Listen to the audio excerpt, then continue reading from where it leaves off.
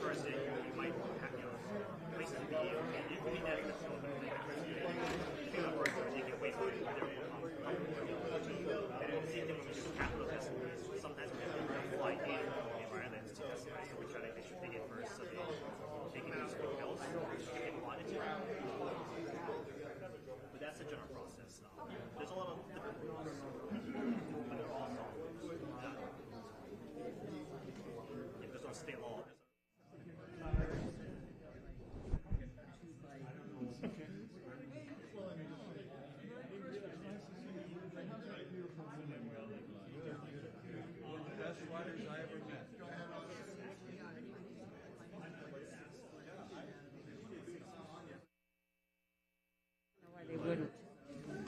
But the testifiers for you guys need to speak to what mic? Although we just changed, did you change this mic? They took it off and I just put this on. Okay, so that's what I was saying. It's this mic. We need to.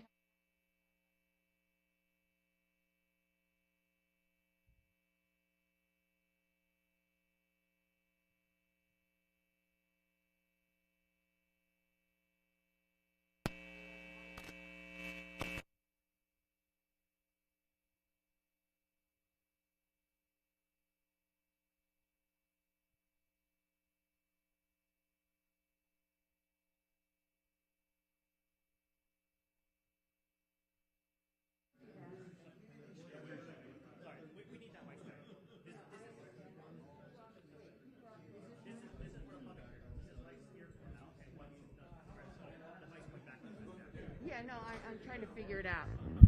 Hi, Angus. Okay, there's some confusion.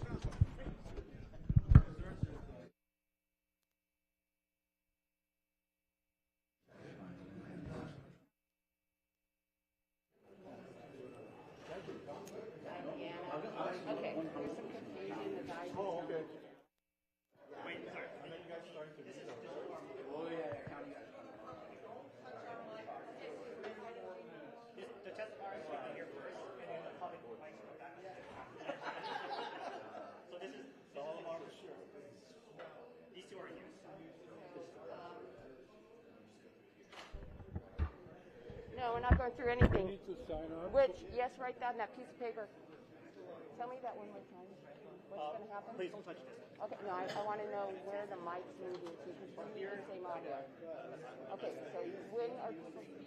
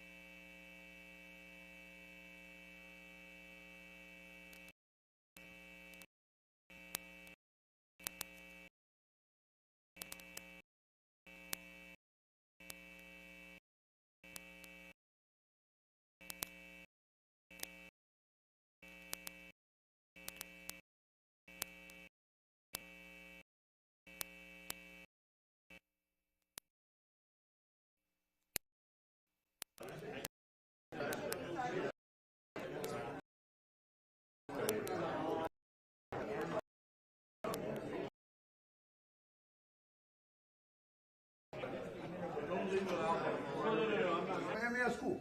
All the children have the right to go to Akakū and learn how to do that. Technology to our children is brought by Akakū. You can go there, sign up your mo'opuna, and Akakū will teach them how to do that. So do that. Inclusive environment. Inclusive culture, all cultures. Inclusive health. Heaven, ocean, land. And how Akakū teaches our children in technology, research, and science and development. But we need an economic advantage. We need their money to come to Akakū. And we need to keep that money in Akakū and get more money. Get that in behalf of the people who's not here and cannot speak. Because 11 o'clock, everybody working. So I want to mahalo all of you. In a kukua, in a Akakū. In ohana Akakū. In the leo Akakū. The voice of us. By Akakū. Mahalo.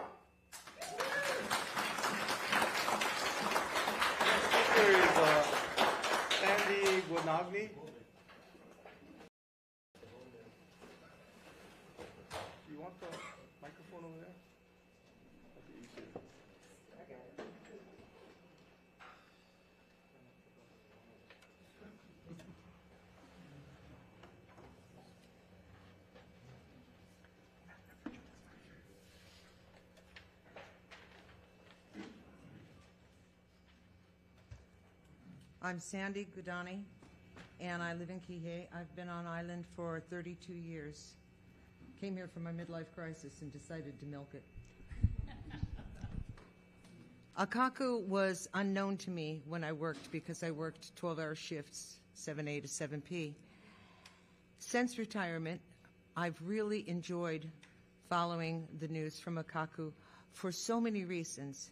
For the simple reason, basically, that it shares the community, shows the unity of the community throughout the whole island.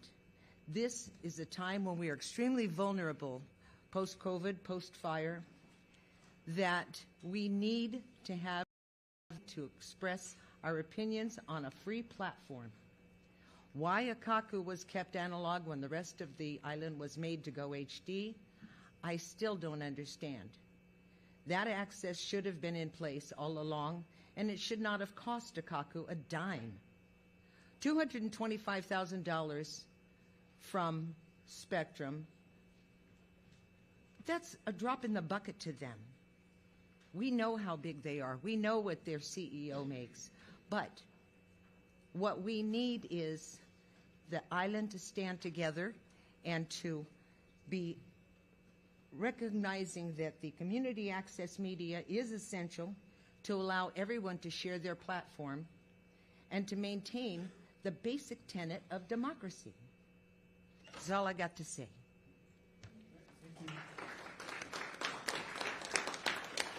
Speaker is Jerry Isdale.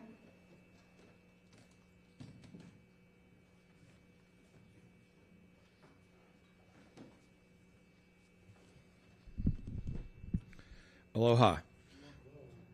I'm Jerry Isdale. I am the founder of the Maui Institute of Art and Technology and an instigator of the Maui Techies. I've lived here on Maui for 15 years, and I've been involved in the industry of film and television for most of my career. On the subject today, I would like to include by reference Jay April's letter and take it as my approval of what he is saying. I would also like to wonder, there has been, according to my understanding, no public hearing on these franchises in the last decade. It's been over a year, over a decade since the last one. There is absolutely nothing in the last 10 years on this state-run institutional network. There is nothing you can find after 2008 that mentions it on the web. This utter lack of transparency is kind of appalling to me. I would like to see you, sir, publish more on what this system is and what it is supposed to be doing. Why we cannot have more information about it, I don't know. It kind of fits in with a lot of what the state does anyways.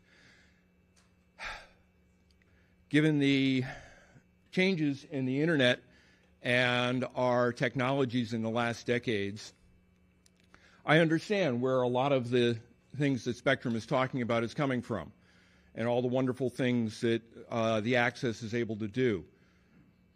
I am a little concerned about how they have all this state-run materials and so forth. How much of it is actually Maui relevant? How much of it happens on Oahu? How much of it happens on Honolulu? This is the state of Hawaii. Yes, most of the people live in Honolulu.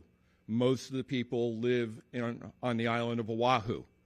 But a drop in the bucket, a rounding error of the budgets is what Akakū gets to provide those services locally, to give us the ability to train people here on our island, to let our people locally have a voice, not what the state is saying, okay, we'll tell you something about this, whatever. We don't have these resources elsewhere. You look, trying to find the tech resources outside of, or you go on the net and look for tech resources in Hawaii. There's lots of good stuff in Honolulu. There is extremely little here on our island or either any of the other remoter islands. This is the service that Akakū provides. I've taught classes there. I've held classes there, held workshops at Akakū. I've worked with them on the election services. Without Akakū, Maui doesn't get those services. We're deaf and blind, and nearly blind, running at standard definition, or what used to be standard definition. Now we have HD TV. High def is what is standard everywhere else, unless you're watching reruns of old shows. I want to encourage you to be more transparent about what you're doing here, what the INET is, what the monies will be going to, and to continue to support Akakū and the other community access stations on our islands, and not just do for Oahu. Thank you. Kristen Tracy. Kristen Tracy.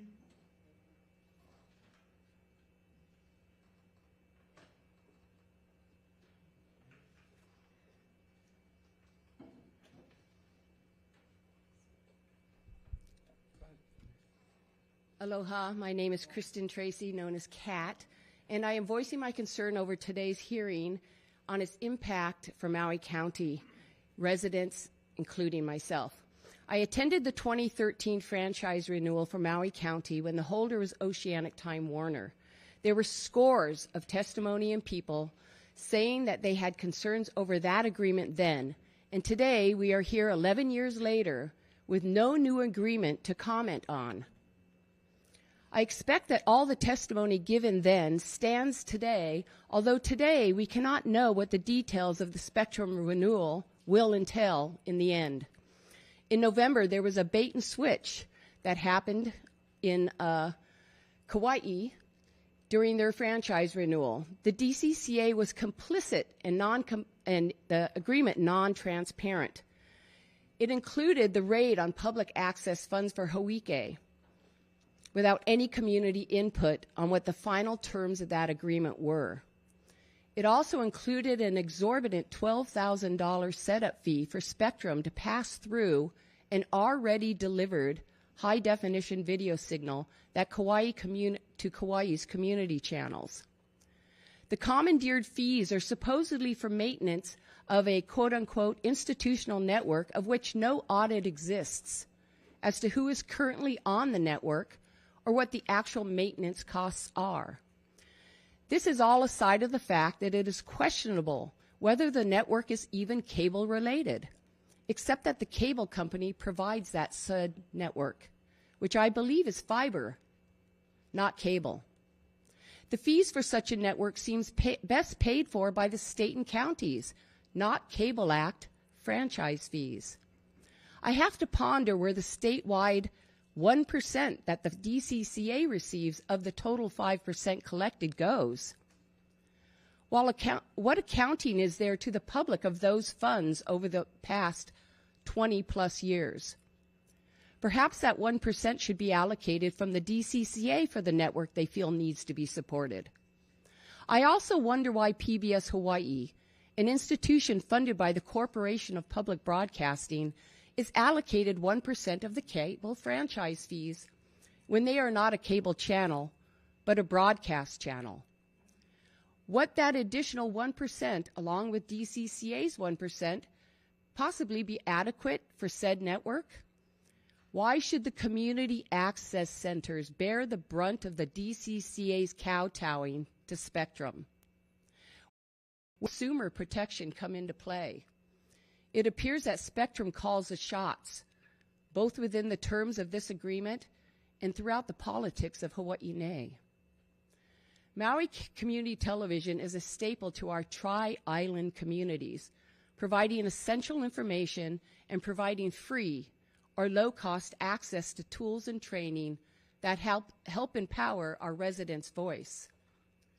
Many professionals have had their start at Akakū, and their internships have provided work development to Maui County youth with paying jobs. With a sudden reduction in funds, what information or services will be sacrificed? Everywhere, Hawaii residents feel the burden of inflation. Businesses, both profit and nonprofit, are feeling the current cost of doing business skyrocket. Residents struggle to meet the high cost of living. I have heard the state and the county tout over and over again that we need high-tech jobs and to keep local residents from leaving their island homes for better pay. What burden is the DCCA adding to this? Do Akakū employees with technical skills not deserve to be gainfully employed? Will Akakū have to lose employees? Will they cease to provide free services? Will they have to charge more for their low-cost services, forcing agencies and government to bear the brunt of their funding losses to get critical information out? Was anyone thinking about the ramifications of what this will mean? I am curious as to who did or possibly did not do this thinking.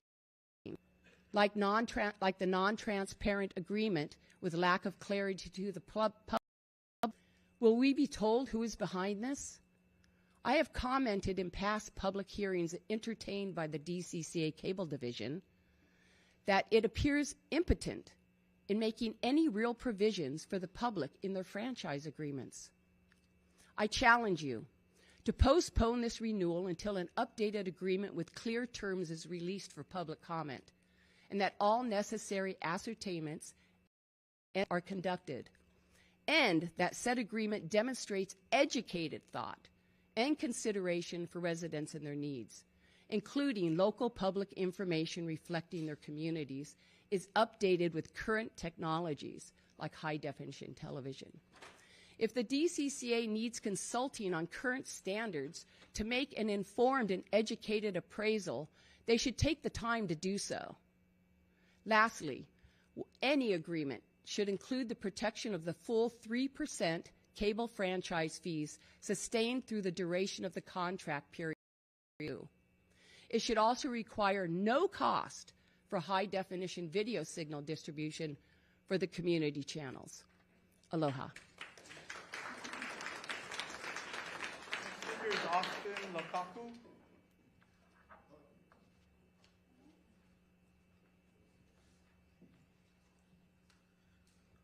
Hello, how's it?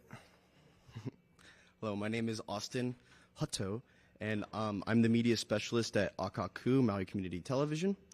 And so I'm in the video production industry, and I got my start right at Akakū. And as long as I could remember, I've always been interested in filmmaking and video production, sound, music, is like entertainment is just a part of who I am. So the main thing growing up was I never had access to any video cameras or anything. So in high school, I signed up for Akakū's Y-Beam program. It's the Youth Broadband Education and Awareness mentoring program. And so this kind of was the precursor of me getting into mobile journalism and filming on iPhones. And so I basically started developing these skills for short format videos, and I learned my phone to use as a camera, and this was back in 2015, so right when the iPhones were starting to get pretty decent at videos. And so also part of that was the mobile journalism component and asking questions: who, what, when, where, and why. What makes a video engaging, and the questions engaging, and then also getting the content to cover that interview and make the story make sense. So you're not just be Austin Hutto, and they're like, what is that? My name is Austin Hutto. Or it's Maui College. Well, where are we? We are at the Maui College. So it's just certain things about making videos. That's what we started to do at first. So I learned about media literacy and broadband with the internet connections, with phones and computers and stuff like that. And I slowly started developing skills with my phone and then also on video software. Akakū is very well known for their Final Cut Pro classes, so I eventually started getting into Final Cut Pro, and then I also moved into doing their studio production class and also simulcasting to radio. So we were able to use the facilities and play with the cameras and play with the TriCaster switcher, like one over here, and switching the program live to air. It's like anything could happen, you know. So it's like that was really exciting as a little kid, you know, going in there. So I got to interact with other people in these programs, and it was just like a very, very wonderful thing, like meeting all the different people and different interns or people taking classes, because you got people that have the similar interests as you, and I've slowly started going towards the production route. And so from there, all those skills that I got when we were doing a weekly youth show kind of paved the way for basically my employment now as in production, because I do audio, video, camera op, switching, sound. I learned all of those skills from Akakū, and so I have like a great deal of gratitude for Akakū for that, because that is like my life and how I've gotten production jobs both at Akakū and in other parts of Maui County and around Hawaii. So I went to college, majored in cinematography at Colorado Film School, and then I came back and started working as an outside contractor for Akakū. So I just wanted to basically share that the facilities at Akakū were responsible for my interest in documentary filming, basically which started as mobile journalism, which is basically small little documentaries. So video production and filmmaking, those are all skills that basically I learned from their help. So the studio and media labs provide skills and experience that other people that are here today have also helped them with making their productions as well. And so I just want to express how valuable the classes and training is for the community. Akakū is more than just a cable access channel, or channels, 3 channels. It's a community hub for education and production. Whether video broadcast or mobile devices, the community has an access center for community production. It's unique because the content created there goes to the channels. It's not filtered. It's saying, oh, you can't do this, you can't do that. So whether it's video broadcast or whatever, it's unique because the content created there stays there. The community's true voice and chance to engage in local politics, music, and other whatever stories you want to produce. They produce the content that they want to see. That's, for me, the most important thing. The community engagement shapes the channels, and without the funding for the different programs, we don't get that connection to the community. I stand here today because I want to see the community continue to have access to these facilities, just as I did, and all the programs. And I also would just like to see our cable channels be equal in quality across all the platforms. Just like Dreaming Bear said earlier, as long as I can remember, we have been filming and editing in high definition 1080p video. But our channels have remained in standard definition, which is about 480p, which is just about half of HD. And Hawaii Telecom is now broadcasting up in HD for free, while Spectrum wants to charge us for it. So I feel this type of access should be free, as any other service is in HD. So why should we be any different? Thank you all for your time.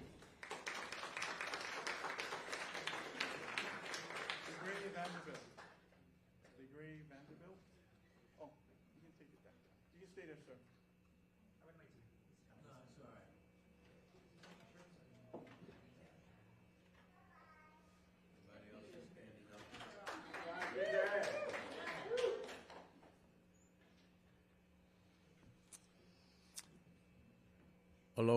Aloha. Thank you for being here today on behalf of DCCA to hear this wonderful testimony, and I hope that all the other members of the DCCA, including the head of the DCCA, watch this film and the public testimony, because I think that'll really help you make the right decision. My name is DeGray Vanderbilt. I've spent more than half of my 83 years on Molokai, and just recently, a few years ago, moved to Maui to be with my partner, because we're getting a little bit older, and that's why I wanted to stand up to make sure I wasn't getting older. But anyway,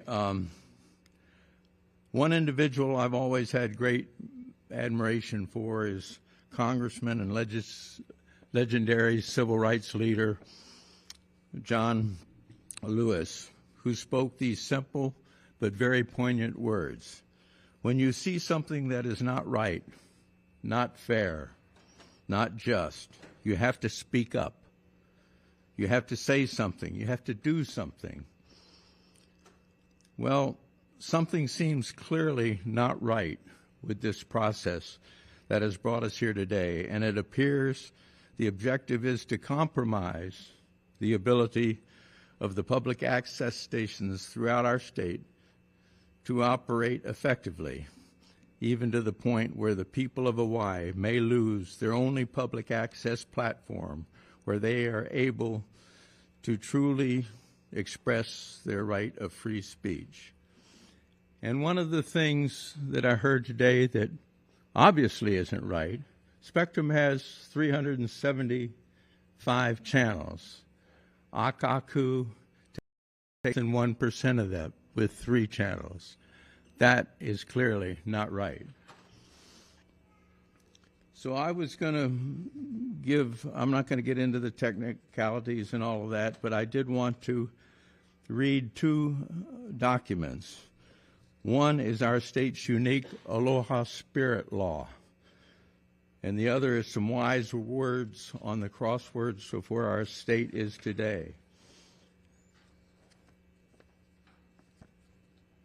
On Molokai, we had a meeting, and a federal representative of one of the agencies was speaking, and he said, you know, Hawaii is unique, and what works in Kansas and Oklahoma doesn't necessarily work in Hawaii.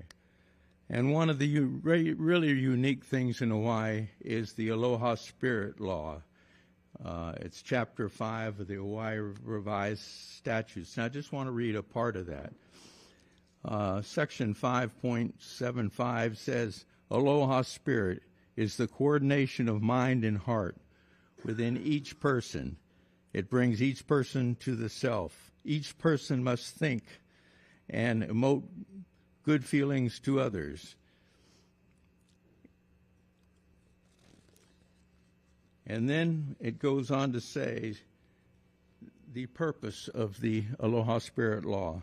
In exercising their power on behalf of the people and in fulfillment of their responsibilities, obligations, services to the people, the legislature, governor, lieutenant governor, executive officers of each department, including DHHA, DCCA, the Chief Justice, Associate Justices, judges of the appellate, circuit, and district courts may contemplate and reside with life force and give consideration to the Aloha Spirit.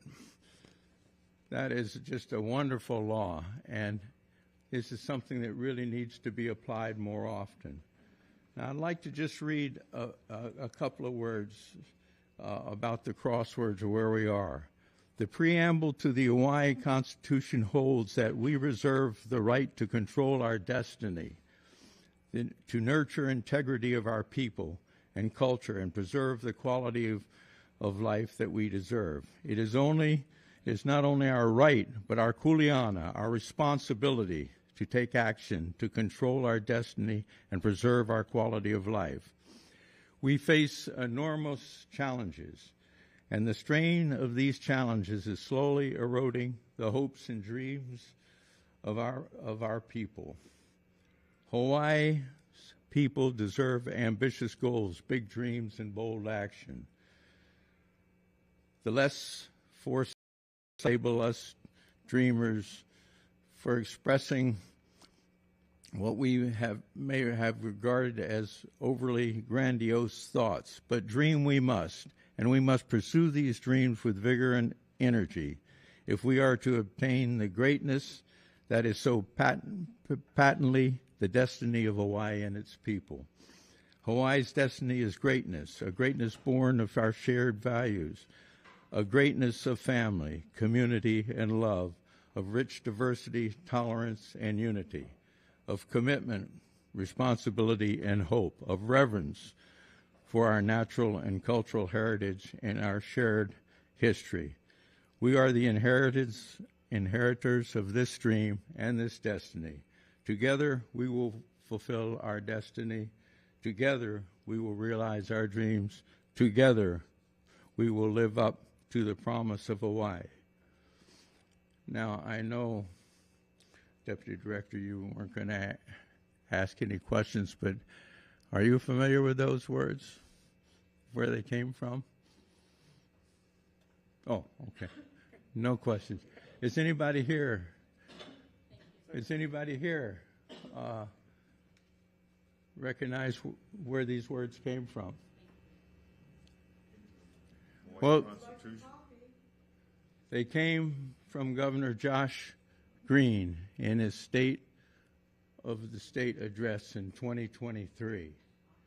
And I'm just wondering, have you all from DCCA, this isn't a question, this is just a thought.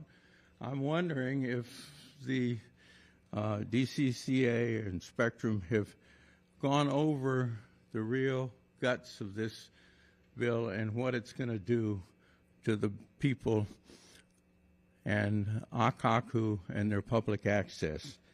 And I just hope, I hope you have, because Governor Green is somebody that really cares for the public, and I think he would be appalled. And I think if he sees some of these testimonies that are so powerful, he would say, enough of this. This is something that should stay the 3% and everything else, because Akakū is doing something that Spectrum cannot do. So thank you very much.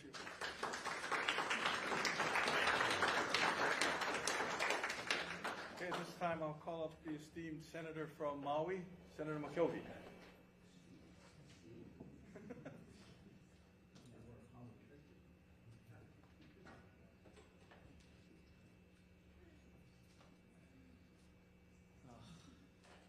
I should have just sat at the table, would have been easier. Stand-up guy. Yellow? Oh, how's this? Yep. That work good? I'm kind of tall, too.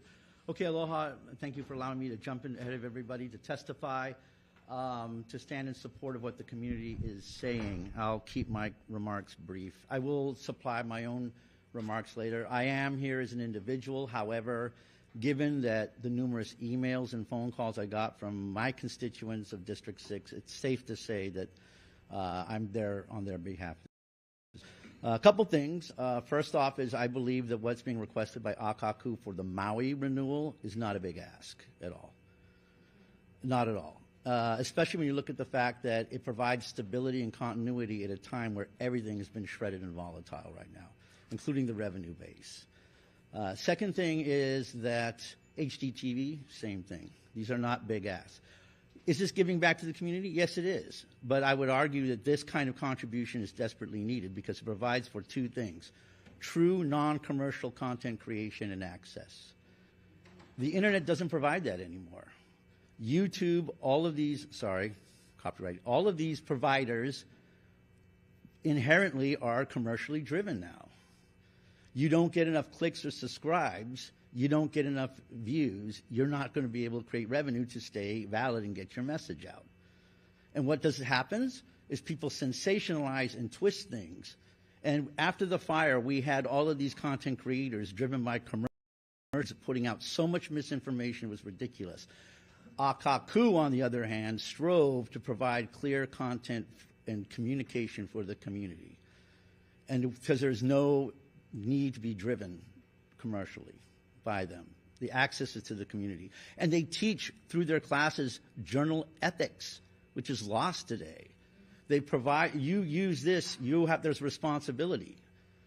And so therefore, we're helping to create an environment where media coverage and future content creators are operating responsibility now and not being driven by the untold riches. And then finally, on that, you are held to corporate algorithms and standards on these platforms. You say something that is interpreted as a copyright infringement or perhaps offensive against the company, you're blocked. And your algorithms are driven down. So that is not true content. And finally, I want to talk about INET. INET, I believe, needs an audit anyway. But the thing is, the amount of money that INET needs should be funded by our broadband monies coming in, our federal monies coming in. The University of Hawaii is supposed to be pulling down grant money for INET. INET itself is a constrained platform. If you're on the county council having a hearing, you have INET access. If you're at the University of Hawaii taking classes, if you're creating content as a student, you have INET. But if you can't afford to go to college, if you're not part of the government, you're not able to access the INET infrastructure as freely as you would otherwise. I think INET's important, but we need to aggressively fund it for the streams of which are available, and I think there's a potential for partnerships with INET that we should perhaps explore. The amount of money that would be given to INET from Akakū is so piddly. It would probably fund, like, what, one repeater, maybe? So I would think that the money that we need for INET has to come from those other sources. Preserve community access and preserve a vehicle that's creating responsible journalism and decoupling the commercialization of the internet from content creation and access. So with that, I thank you, and hope you will take everybody's remarks seriously. Please tell the director. These people came out in the middle of the day to express their thoughts. What they're asking is not unreasonable. I hope the decision reflects the public testimony, because it is a loss of the public's confidence in government begins in meetings like this, where they feel their voice is kind of irrelevant because it's a done deal. So, but I know you guys will do that. And thank you, Dean, for being here. I appreciate you and your staff listening to everybody here, and aloha for your consideration. Thank you. Okay, we'll take one more testifier, and we'll take a quick break. Jay April.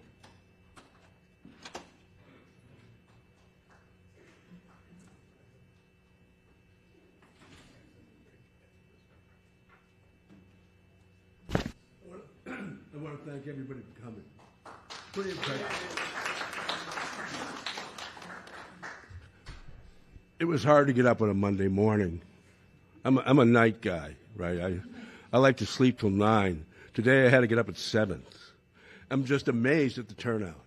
I figured, Monday morning, the DCCA really didn't tell anybody about this meeting. I found out on the website that it was happening. Probably a lot of you didn't even find out about it till the last minute. The DCCA historically, like the first time they had a hearing on this franchise renewal, I think it was 2014. They had 2013. They had hearings on Lanai. They had hearings on Molokai. They had hearings on the West Side. They had hearings in Wailuku, and they had hearings in Hana.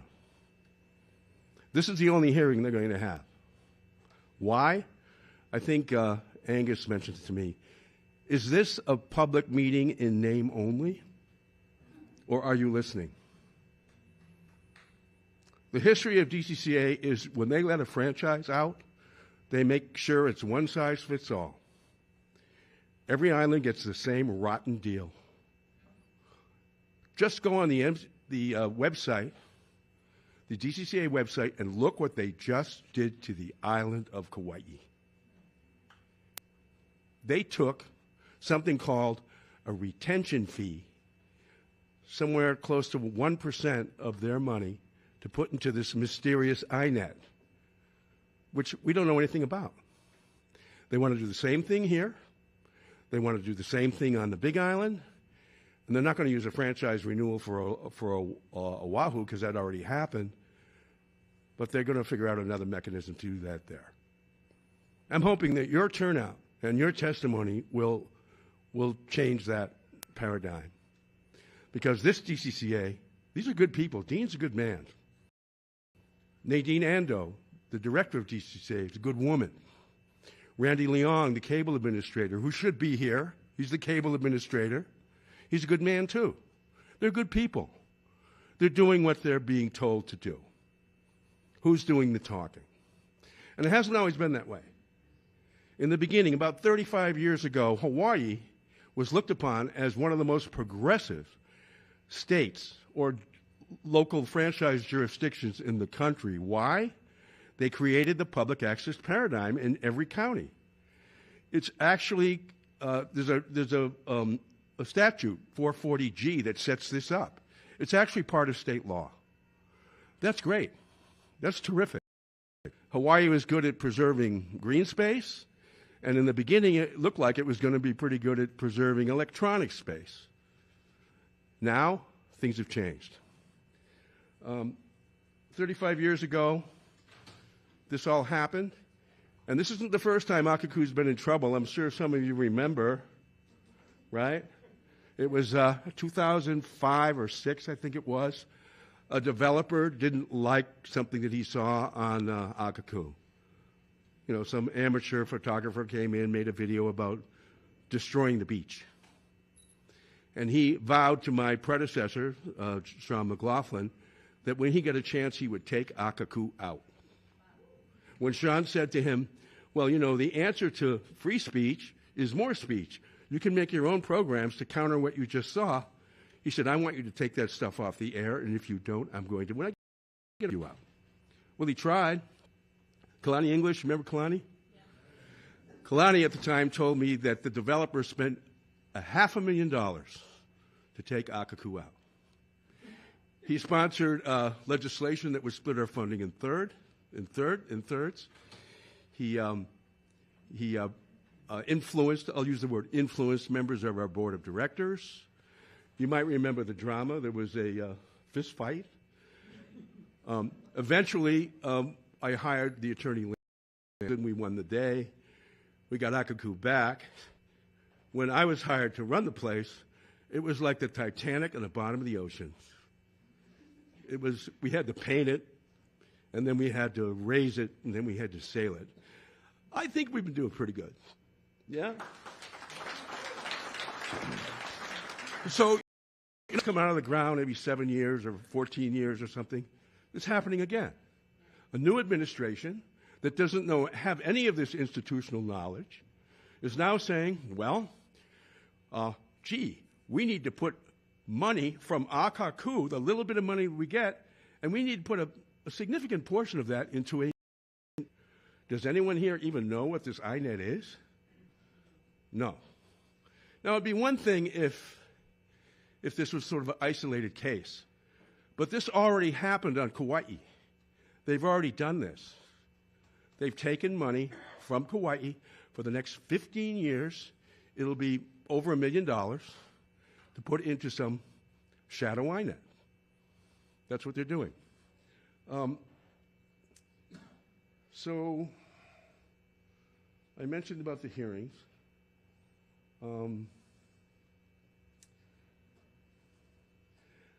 And this whole application that you may or may not have looked at, I must have got 6 or 7 calls this week saying, I can't find the application on the DCCA website. Well, because it was the application from 2013. They call it a Spectrum application. Spectrum wasn't even around in 2013. It was Oceanic Time Warner. Spectrum had nothing to do with the application that you're supposed to be commenting on today. So why are we even here? We're commenting on something that isn't even real. Because Spectrum never applied. They never put forth an application. We've never seen it. What happened on Kauaʻi? There was a Spectrum application on Kauaʻi. You can look at the website. You can read it.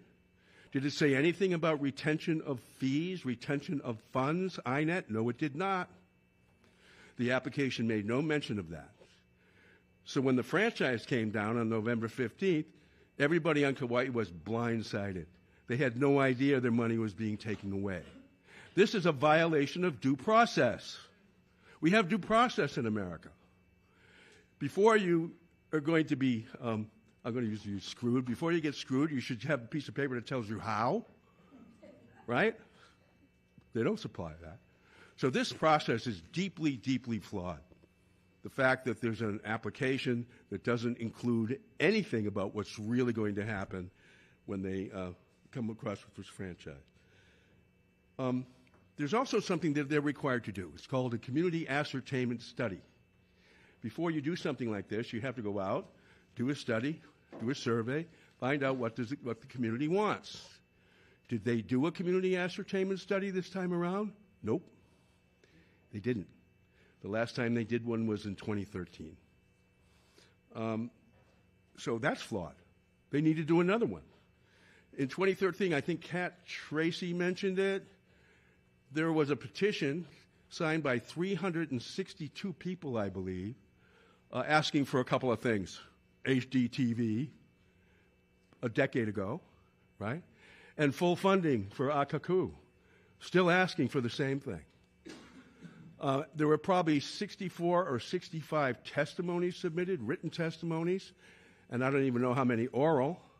And those testimonies, except for one or two, were all in favor of the same thing. How many times do we have to get up, drag ourselves out to these hearings to ask for the same thing over and over and over again? I mean, I like Mr. Nava when he said, I don't want to come back to do this anymore. We shouldn't be having to do this. All we want is a little bit of money. Just leave us alone. That's all. So who's behind this decision? The director of DCCA reportedly told one of my colleagues, well, my hands are tied. There's nothing I can do about this. That's not true. She has enormous discretion as the director. The governor can make one phone call and make this go away. So what's the holdup? What's the problem? If it does happen, what do we lose? What do I do? Do I have to lay off my program director who had just had a baby? How many staff members are here? Could you stand up or raise your hand? Who do I let go? What program do I cut? Our daily news? Do I cut our daily news? Do I stop covering the recovery of Lahaina, which is going to take 10 years at least? By the way, we lost about $100,000 permanently, annually, in Lahaina. All those legacy homes burnt. These are people who subscribe to cable. I asked DCCA, how many subscribers did we lose in the fire? Oh, we don't know. We're going to have to ask Spectrum. And that information's probably proprietary. I called Rebecca. Rebecca, how many subscribers did we lose in the fire? Oh, we can't tell you. We can't tell you. But you can reverse engineer the check we give you. And she gave me some little hints on how I could guess. I still don't know the number. Is it 1,000? Is it 1,500? So I don't even know how much money I won't have next year in January when the check comes. And I can't even file a lawsuit because I don't have the information that I need. They won't tell me. They say they don't know. Rebecca told a state rep the other day that she didn't know. They don't know how many people aren't paying their bills in Lahaina? Come on. Come on. So, and the other thing that really kills me is that you already have the money for your INET. You already have it. In 2000, 24 years, almost 25 years ago, the DCCA capped Alelo. Everyone know what Alelo is? Alelo is the access corporation for the island of Oahu. They get a lot of money. They're supposed to get 3% franchise fee. For 24 years now, almost 25 years, they've been getting 2.5% franchise fee. The extra 0.5% went to, guess what? Fund an INET. I want to know where that money went. I want to know who has it. I want to know who spent it. I doubt very much if it went to an INET. Sometimes the account was in Spectrum's hands. Sometimes it was in the state's hands. So before you let any franchise for Maui, the DCCA has to do a bunch of things. They have to figure out where the money they already set aside for INET went.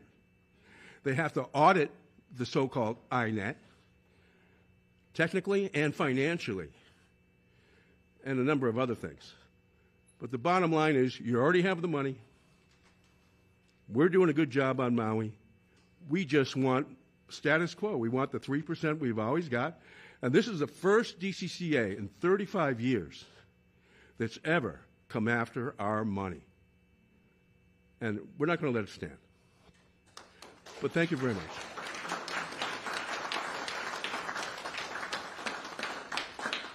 Okay, let's take a break and be back at 12:30. We'll restart the meeting at 12:30.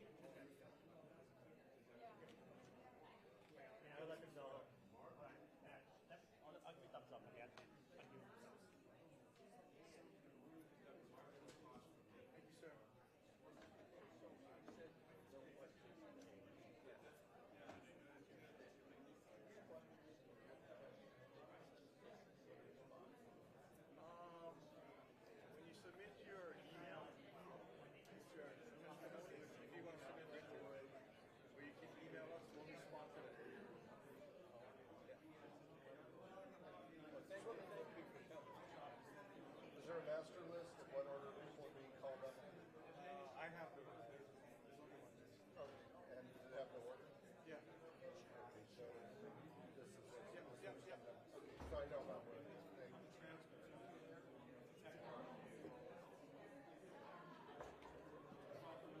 let's get started.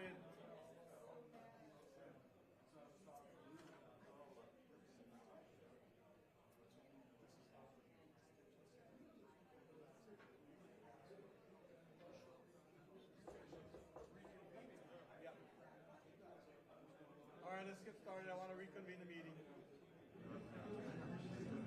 Thank you.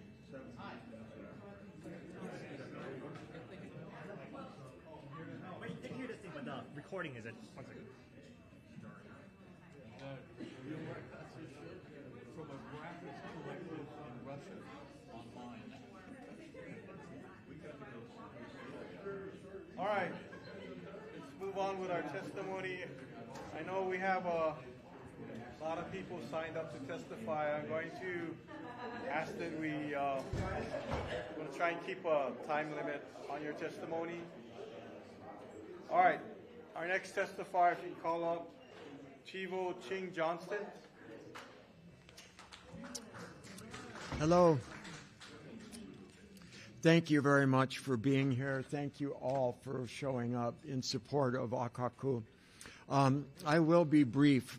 Everybody that has spoken previously and that will yet speak, I'm sure, will touch on the same bullet points. But the points that I would very much like to make is I have been at Akakū for a lot of years, and we have rarely seen much support from the DCCA. And as Jay mentioned, you guys are great people. It's just that the department that you are in charge of does not seem to be transparent at all. And it seems as though the marching orders are coming from the billion-dollar corporation. It has become the Department of Commerce and Corporate Affairs. And no commerce about it. And every year we have to comb through the bills in the legislature because a lot of our senators and a lot of our House representatives are given donations from Spectrum. And I'm sure they're not, taking that money in exchange for favors. But, I mean, maybe. But still, the whole point is that we always find a bill or two that has some little thing thrown in there about, oh, yeah, and incidentally, take a couple % of Akakū's money.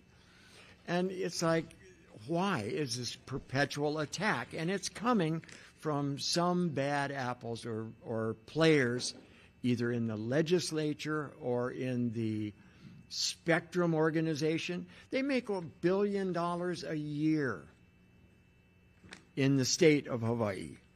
They make how many millions in Maui County alone? And you're telling me that whoever is in charge of the INET asked Spectrum to could you get some money from these poor little paupers out here on Maui County and all the other pegs so that we can do some whatever to the INET, whatever that is? It's just really unlikely. And the fact of the matter is they have enough damn money already. They don't need our 3%. We do. We're already running on skeleton crew. And we have to have that to operate. We have taught thousands of kupuna, thousands of students, and people from throughout the community that want to learn these skills. And we go out and cover meetings. We do everything we possibly can to respond and give our community a voice. And we think that's important. And we don't want to get rid of that because Spectrum doesn't make enough. So they want, what, $1,030,000,000 or something? It's like very highly unlikely that they need this money. And I would just like to ask you to please as a number of folks have said, think about what you're being told and tell Spectrum no. And that's all. Thank you.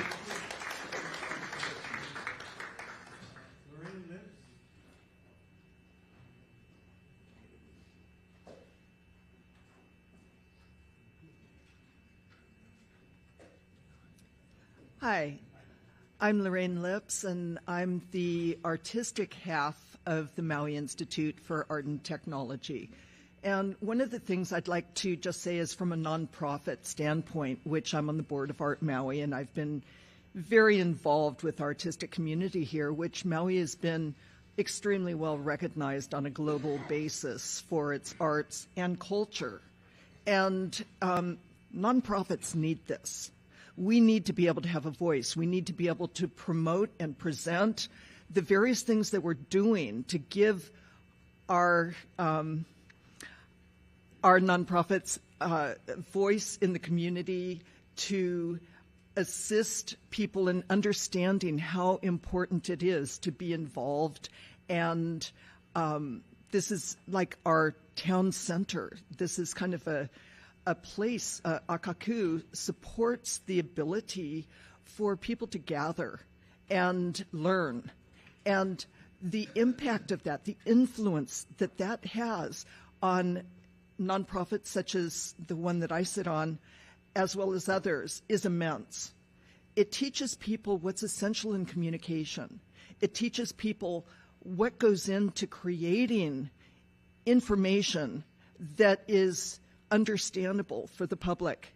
There are skilled people. There are resources here. These are so important.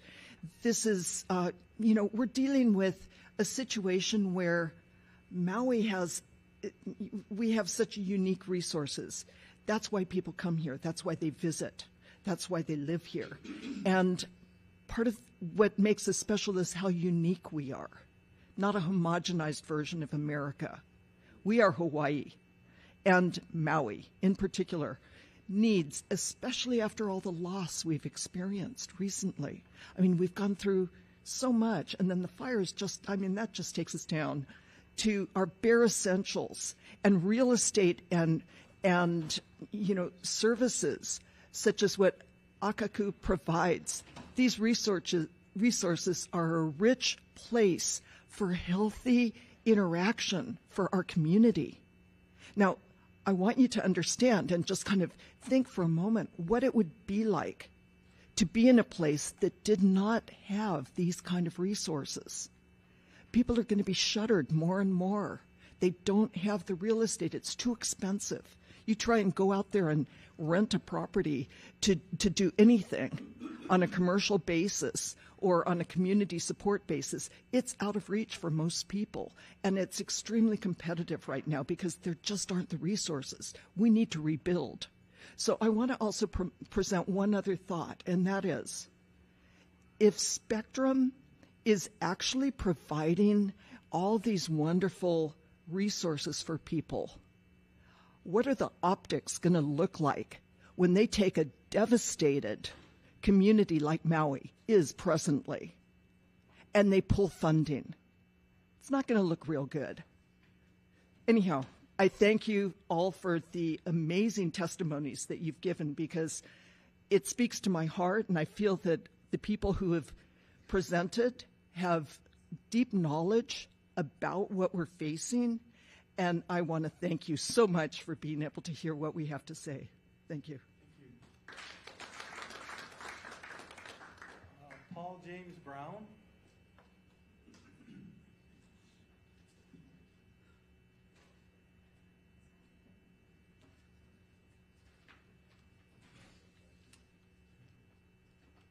Aloha. I'm Paul James Brown. I've been reviewing the great art and artists on Maui since 1999. First with the Maui News, then Maui Weekly, and then Maui TV News, and since 2015 with Maui Community Television, Akakū. We are an essential voice of Maui that is being seriously threatened by an invasive Korakini beast that, according to its shareholders, is, quote, the highest pay TV app and the most viewed streaming, quote. Spectrum revenue in 2023 was $54 billion. That's billion with a B. And the EBITDA, that's earnings before interest, taxes, depreciation, and amortization, was $21 billion. This franchise renewal, if without the recommended changes, would irreparably Akakū, which has already lost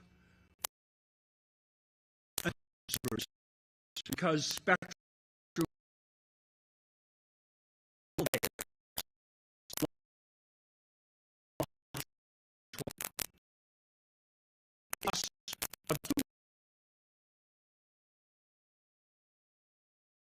will perhaps you or someone from DCCA would like to explain exactly what these funds are being reallocated for. All I have is, quote, a private, secret, state-run internet that no one knows about, unquote. This loss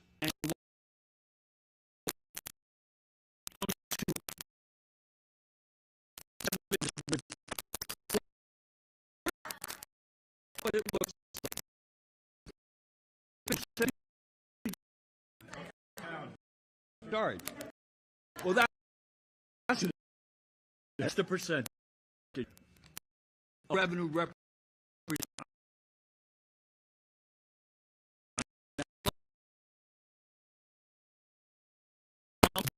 fees to run today's. If Spectrum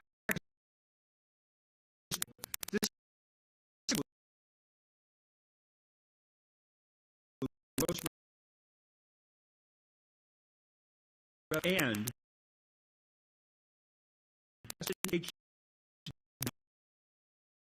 included in the franchise renewal will be devastating to Maui's people and their community.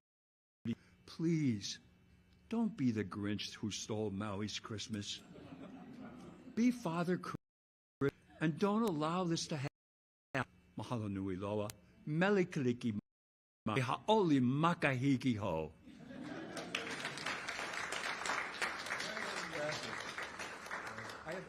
Can I turn this into somebody? Patty Lee. Patty Lee.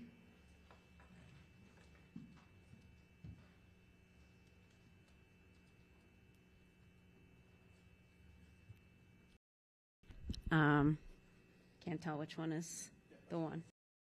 And now it's going. Yeah. I'm behind the camera. Okay. Hi, I'm Patty Lee. I'm one of the correspondents for the Maui Daily, also for our elections coverage, Akakū, and I'm personally an actor as well, and have worked on many different film and TV sets where the staff and crew are actually alum of Akakū's program. So I can't speak of this, and I have a little poem that I'd like to share. One fine Maui day, Spectrum came with DCCA to take Akakū's funding away, to pay for a state INET, so they say, without a study or even a peep, give millions of dollars for Spectrum to keep, citing an old Trump FCC rule to play cakey for a fool. Cable TV backers of the Spectrum shut down the voice of Molokai, Hana, and Lanai. Fog our lens to keep Lahaina out of source. Silence daily reports. Death are already skeleton. So a Spectrum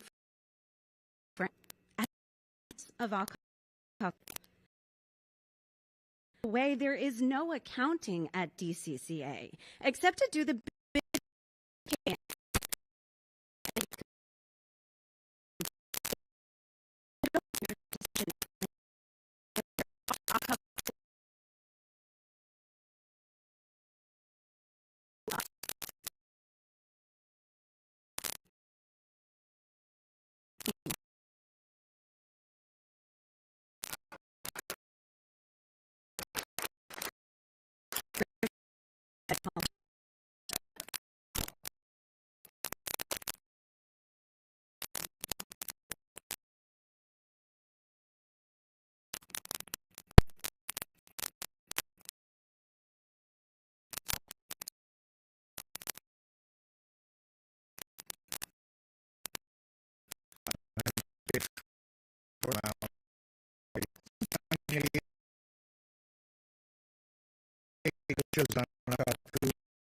And you had us pick out a vendor, and we had to interview the vendor and make a show about their products and Akakū.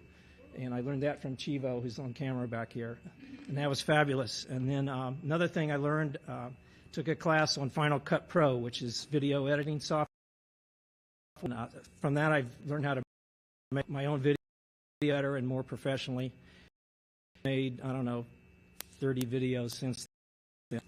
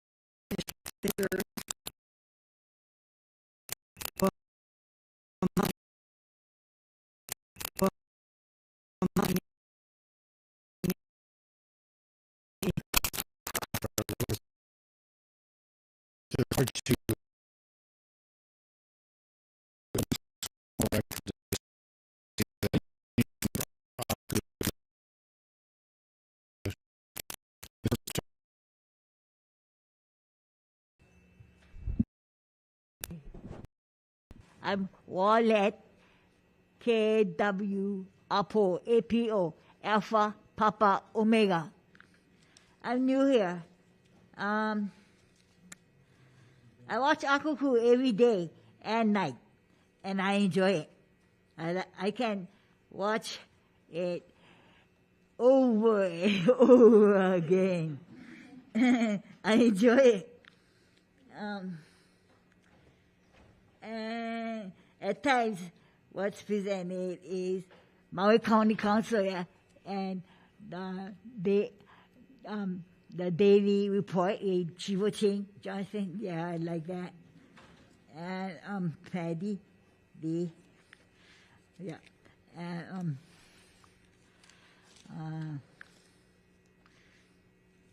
sometimes I miss out on things what has been said, so I go back and watch it, pick up things that I missed. So now I understand what has been, and I catch on. I have family there. The Maui County Mayor is my cousin, Richie Rich Bison. The buffalo canoe has landed on the sand. Yeah, at Akakū, I laugh when I go back and watch things from the Maui County Council or Chivo Ching. I crack up laughing and I catch out on things, and sometimes I catch out on what they're saying. Yeah, good fun, I tell you, I crack on laughing. And this can be early in the morning, 2 o'clock in the morning, I start cracking up laughing. I get up and I'm watching the Akakū, yeah, Maui County Council, yeah.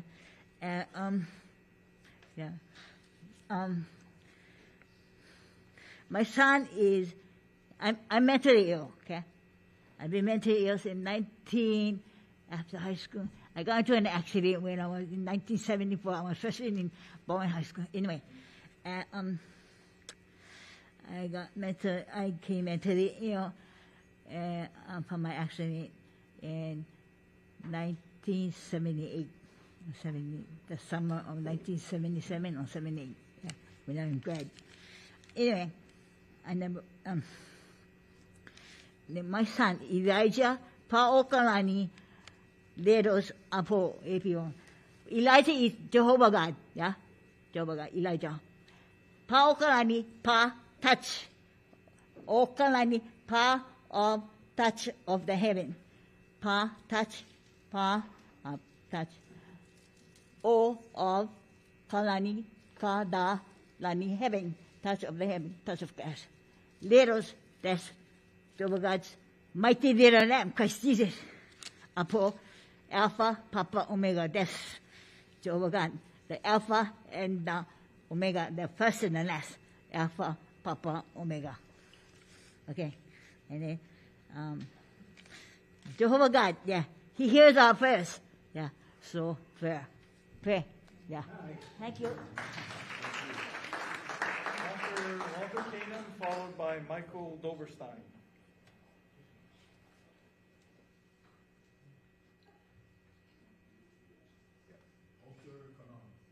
Kanan, yeah. Sorry.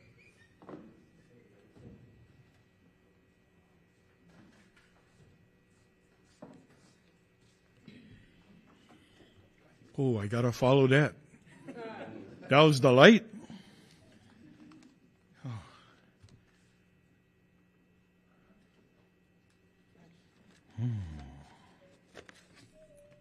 Okay, get to the point.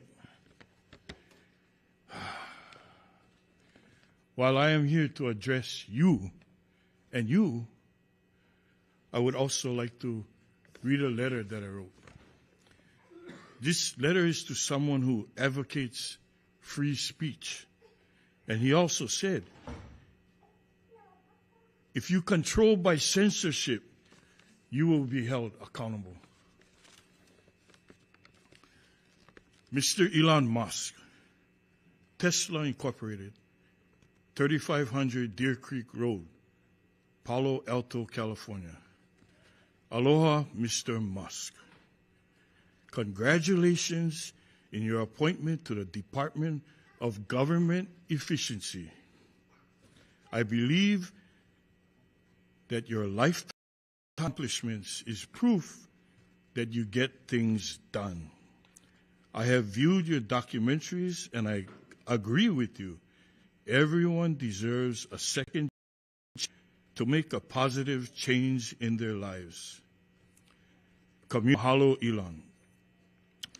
The reason I am writing to you has to do with the state of Hawaii and the DCCA, Department of Commerce and Consumer Affairs. We are the only state with the DCCA. Why is that? The mission and goal of DCCA, as stated by the state of Hawaii, verbatim, DCCA's goals are to promote a strong, healthy business environment while protecting the community from unfair and deceptive business practices. Is the fox in the henhouse? Kauaʻi got defunded. Who's next? The DCCA will be holding a last-minute public hearing on December 9th at 11 a.m. at Maui campus. The plan is to divert $225,000 of Akakū Maui community media revenue to Spectrum every year to fund a private, secret, state-run internet. This is not the first attempt. It's been tried before. This is in addition to $100,000 of annual subscriber revenue that was lost permanently in the Maui fires. Since 2016, I have submitted 8 documentaries to Akakū Public Broadcasting on the island of Maui.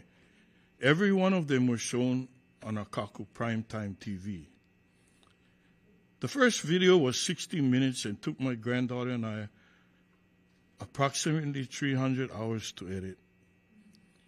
It required going to the island of Kauaʻi with Pa'anara, by boat, staying there for 3 days, interviewing workers, filming crew at work, taking photos and videos of the island, and a lot of research. The video was created for the International Union of Conservation and Nature. The price tag, free. My last documentary is 2 minutes, short and sweet. Sometimes less is more. The price tag, free. All 8 documentaries were to educate people. I believe in free speech. Me and many others, the issues that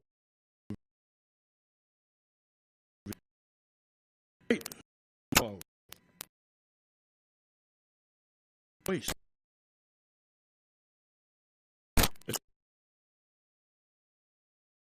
Or another. Our stories have to be told. Free public broadcasting. I will be testifying on Monday, and I hope you can help our much-needed effort. Please view my docs on YouTube. Walter Kanamu, mahalo nui loa. Michael Doberstein, followed by Brian Moto.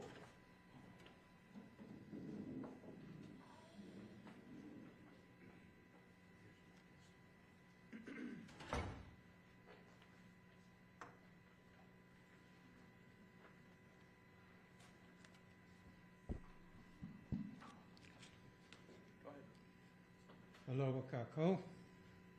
Michael J. Duberstein, 34 Ely Y Loop in Kihei.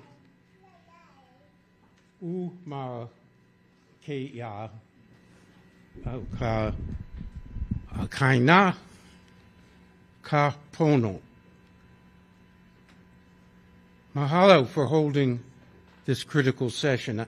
I first came to Maui in 1982, and I moved to South Maui in 2005, retiring after serving 25 years as the Director of Research for the NFL Players Association. of the AFL-CIO. I've been a public board member of Akakū since 2007 and have served as a board officer. I strongly concur with the testimony of our CEO, Jay April, and others who talking about the technical and administrative aspects of this hearing. Well, you know, the New York Times, it boasts all the news that's fit to print. Well, Akakū's better. We air everything and anything. The Washington Post counters with, democracy dies in darkness. Well, Akakū provides our viewers live, unedited coverage of virtually every aspect of their county government. And it's done it for decades. For example, there has been only one broadcaster in the state that offered live, on-the-spot, and continual coverage of the 2023 fires, and that was Akakū. And here's why Akakū is vital compared to other broadcasting systems. This past weekend, I learned that a nationally well-known journalist who has spent many years delving into the strange and bizarre comings of Tulsi Gabbard attempted to deal with Hawaii News Now, talking about Ms. Gabbard. To say that she was rudely rebuffed is putting it very mildly, and I have in my hand what actually happened. But that's not really the point.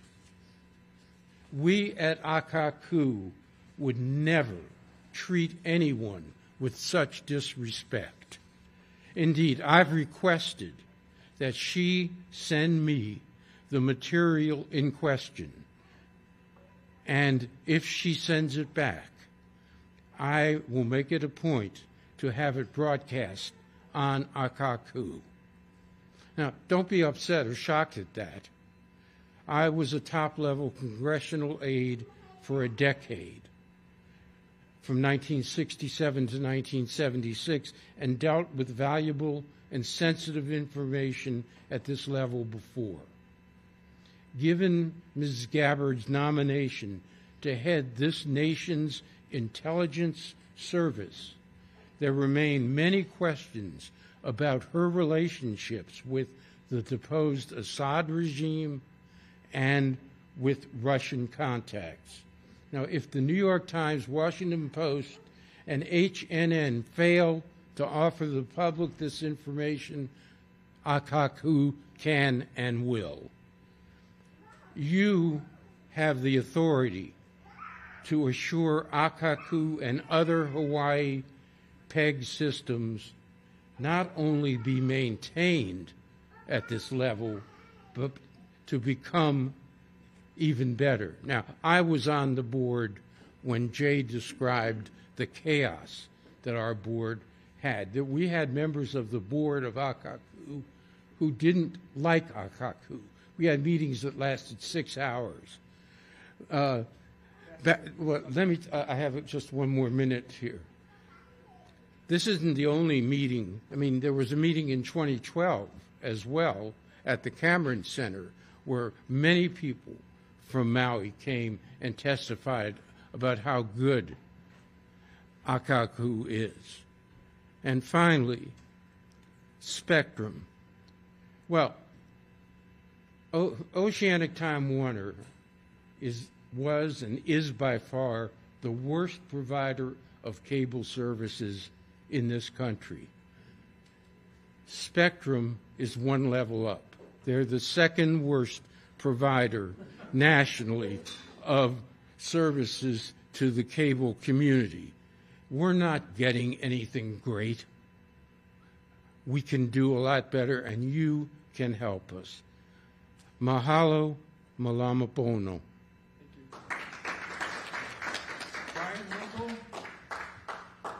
Brian Moto.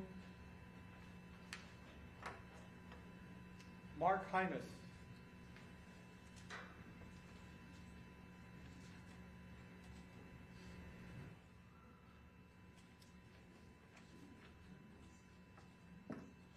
Would it be all right if I sit? No? Yeah. Well, we gotta move that.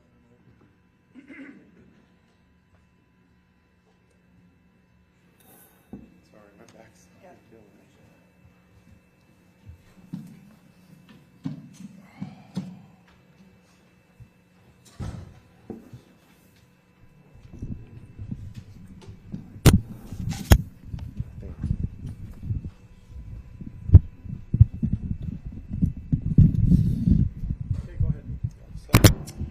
Good afternoon. I represent the Hawaii Department of Education.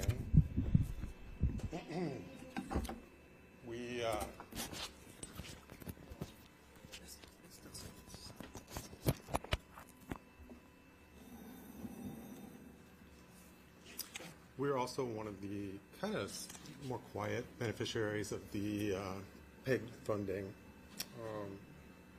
So I'm the television production crew chief, or like I said, for Maui District for the Hawaii Department of Education. Please try to speak up. Get a little closer here. Is that better? Anyways, along with UH Maui, we represent 1/2 of the local accredited PEG channels within Maui County. I believe there are 6 PEG channels within Maui County, and 3 of them are educational. We serve approximately 30 schools and thousands of students across Maui, Molokai, and Lanai. For reference, our relationship with Akakū is much akin to the relationship between Olelo Community Television and the Hawaii Department of Education on Oahu. Okay. Today I have 2 primary concerns. The first is about the portion of the franchise renewal dealing with the PEG funding. I find the franchise agreement language whereby the cable provider could begin charging the PEG facilities for services rather concerning. Up until now, such services have been included free of charge as part of the franchise agreement. As you know, the PEG fees paid to Spectrum are in return for public rights of way. Our channel receives 12.5% of the PEG fees for Maui County in order to equip and staff our educational channel. With these funds, we pay 3 salaries, equip our team with basic tools, and additionally, the funds are used to equip for equipment to keep the channel up and running. So, just as our counterparts in the Hawaii Department of Education do on Oahu, our employees create local content in the form of educational programs in various academic subjects. They also provide local school event coverage and stories showcasing the great learning and teaching happening in our schools. Any major cut into the 12.5% funding that we get would likely require a cut in staff and reduce our ability to provide the aforementioned services to the students and families of Maui County. My second concern is in regard to the PEG channels not being supported with high-definition channels. It has been brought to my attention that Spectrum's local competitor is offering HD quality channels without any additional fees to the PEG providers. High definition has been standard for decades now, and currently we actually have to downgrade our signal before we broadcast. I would think that Spectrum would want to offer the same services as their competitor and provide the community with HD PEG channels at no extra cost to the PEG providers. And I would hope that the community would demand the signal quality of any entity seeking a franchise in our community. In conclusion, any cut in PEG funding or fees for maintenance would be devastating to Maui County's PEG providers. Maui deserves a written guarantee within the franchise renewal agreement that guarantees PEG funding of 3% of gross cable revenue for the duration of the franchise period. As mentioned in other testimonies, all of our PEG channels provide valuable local resources and a voice to our community. Thank you for your time. Thank you. Marty James Farjva, followed by Jennifer Claudio. Marty James.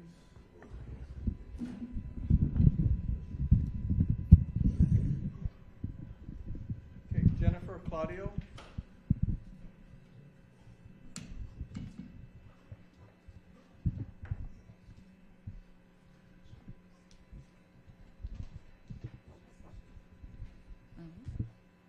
Hi, good afternoon. Good afternoon. Go ahead. I'm a local entertainer here on Maui known as Tanamako Libri, and I've been fortunate enough to be a beneficiary of Akakū and their services through their PSAs and also professional filming of live performances. Their contribution to artists is invaluable. As you know, I don't know if you're not an artist, you don't know how much it can cost to have these services and pay for them on your own independently. And they were able to provide this to me free of charge. Everyone on their staff is amazing, very kind. And also like to circle back there, I'll give you an example that with my brother here, where did he go? Not Ashton, what's his name? Asher? Austin. I hired Austin to film a couple of my shows, and it was at a very low fee, and if it wasn't for his education through Akakū, I would not have been able to hire someone at a fee that I could afford as an independent artist. And lastly, one of my biggest concerns for cutting the funds for Akakū is we are planning to create a show alongside Susie and other producers that literally have to volunteer their time in order to produce these shows. So they're not getting paid to put these shows together. So I can't imagine what would be left for them if funds were cut. You know, they're already doing everything that they can with the small crew that they run with, and any dollar amount short of what they already receive would, I'm sure, would harm them beyond measure. So thank you, and I hope that you continue to support Akakū and give them the 3% that they're asking for, and give them HD without any charge. Thank you. Miley Masada, followed by Gordon Kehahuna. Miley? Good afternoon, everyone. I'm Miley Masada. I'm the Director of Operations for the Oscu Rice Event Center, which is a 214-acre parcel up in Makawao, solely owned and operated by Ka'aʻike Ranch, which was established in 1916, over 100 years ago. In 2021, we hosted the first public event post-COVID, and through our partnership with Akakū, we were able to bring this event into the homes of many, many families. Our event had high expectations, a lot of restrictions, and a big demand. So unfortunately, we were not able to host all of the people that wanted to attend, but through our partnership with Akakū, we were able to bring it into these households. Obviously, we all know what happened in August of 2023.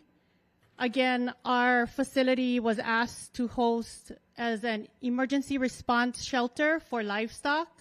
We took in our first trailer loads approximately 2 o'clock in the morning on the day of the fires. We then morphed into a distribution center. We also morphed into an emergency response and relaxation center for our first responders.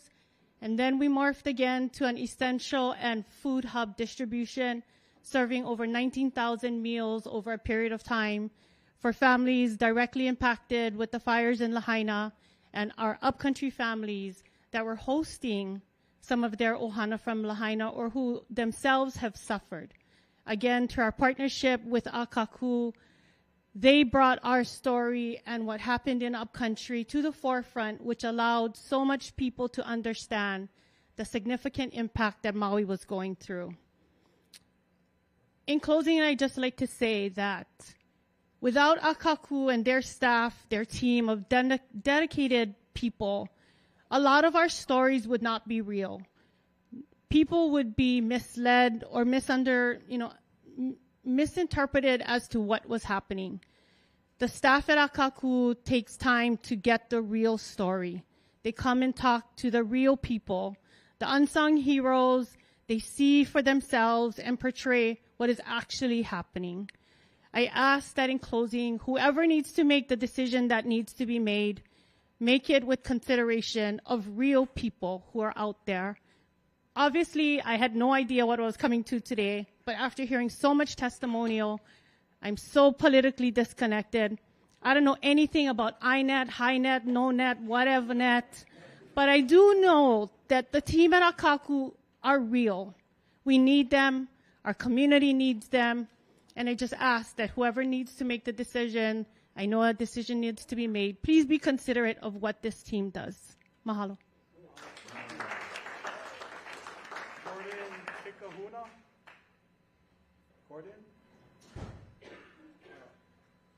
Tasha Church.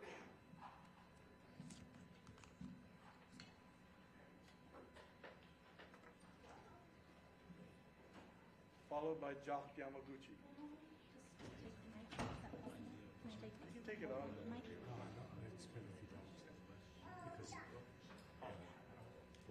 Both of these names. This one's for the television pass-through. This is for the room. Okay. This is so that they can hear you and scream. All right. Awesome. Aloha, everyone. And aloha, Deputy Director Dean. My name is Tasha in a church. My indigenous name is Iamote, strives for empowerment of the Stalo Nation. My mother's name is Shwaya, welcome in loved one. And I am a descendant of healers in the Stalo Nation. I come here to hopefully share something a little bit different that hasn't already been said. And I know that for a lot of people in this room, you've kind of checked out because it's been so many hours. So I thank you for your time. I thank you for your presence here. I was introduced to Akakū many years ago. I came to this island and I will be celebrating my 10-year Maui-versary in January. And so I am so grateful for this community and the fact that it has similar indigenous roots, protecting the land, protecting the people, focused on the community. That's something that's so special about here, very individual to the island, and I'm so grateful to be a resident here. When I met Akakū, was introduced to Akakū media station, they were actually at a Women Helping Women event.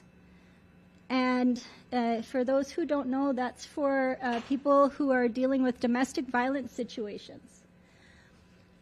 I don't think that Spectrum would be going to a Women Helping Women event. I don't think that they will show up at our children's basketball games.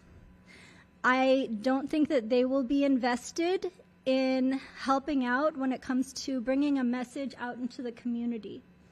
Something that I've been able to do with the help of Spectrum is share my voice and share my story as a survivor, but also to be able to get educated with their work surrounding videography and photography. My business is, I have two businesses, one that went completely POW during the fire, and the other one I lost 80% of my revenue. And I didn't start a business so that I could make buku amounts of money. I started it because I'm passionate and I care about the community. And so when COVID happened, domestic violence went up by 46%. 46%. And I ended up calling up Gina Miller from Akakū Media Station and told her how sad I was. I wanted to do something. My LA Live Action business focuses on self-defense and empowering people and educating them surrounding their rights and boundaries and violence prevention. And so I was so very grateful to Akakū Media Station because they allowed me to be able to share videos before the mayor's address to help the community, showing them different self-defense moves, different ways of communicating to set boundaries. And it was my way to be able to be out in the community, knowing that with COVID, I wasn't allowed to essentially leave my home. And so for me, that's just not something that I felt comfortable doing. There's so many people who needed help. And so I really appreciate the fact that they allow people's voices to be heard, people's stories to be heard. Something else for me, during the fire, I was launching a course. It wasn't something that I had intended to do. The partner conglomerate that I worked with, they were launching it. But I wasn't able to promote it because Spectrum, there was no internet for months. I lost most likely thousands upon thousands of dollars. And when I called Spectrum to be able to ask for help when it came to the bills, they said that they could postpone it. They didn't say that they would stop it. I was actually charged continuously, and then they upped it. Absolutely. So to me, I don't see them actually caring about the people. And my hope is that you will actually listen to all of the voices that have been sharing today and think about not only them, but think about you and your family. Think about what they would want. Would they want their voices to be heard? Would they want their stories to live on? That is what Akakū Media offers to the community. Spectrum does not. And so I hope that you take that into consideration. Mahalo. Okay, thank you. Jock Yamaguchi, followed by Libet Valentine. Jock. Okay, Libet Valentine. Dar Savarchka. Dar. Larry Fineberg. Sorry. I came back right in time. Hi, can you hear me okay? Yeah, good. Pretty good on TV. Hi, I'm Larry Fineberg. It's nice to see the guy from the DCCA smiling, even though he has a lot of other things besides cable on his mind. He can check on the doctors, he could check on the realtors, he could check on the lawyers, he could check on everybody that has a license in the state of Hawaii comes into your office. And they have a director and another director. I'm sorry that I came late earlier because I missed the lady from Spectrum. And all these other people have been very, very, very, very nice. They all talked out of it. They all wrote stuff. They added things in. I'm not a nice guy. I've been dealing with the cable business for well over 50 years.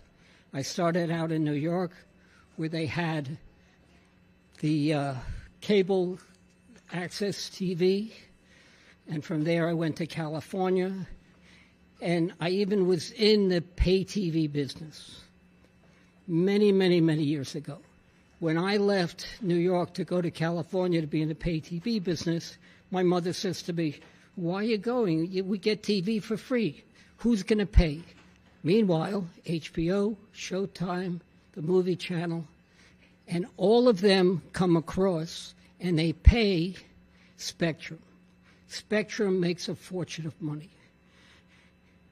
But if I got an alert the other day Spectrum's down. I don't see on my bill, oh, Spectrum's down for a couple of hours. I pay for that service. And I want to direct, because everybody keeps looking over here, so I would imagine that the people from Spectrum are here, but it looks like they left. You know, I don't get a credit. You should look into that. You know, all the money that they get that they don't give back to us for the non-service that we're paying for. When you get a bill, it just doesn't say Spectrum service. It's got 4 other things, 5 other things. They pay you, they pay this one, they pay that one, and it all comes out of our pocket. And what does that amount to? A monopoly. And who has a monopoly in the state of Hawaii? The cable company, the electric company, the telephone company. They have monopolies. We need them, but they're crushing every single person in the whole entire state. Now, there have been many, many, many people that have filled this room and have come up and have advocated not to take any money away from a small business like Akakū and give it to a giant monopoly as Spectrum. But this is only the tip of the iceberg.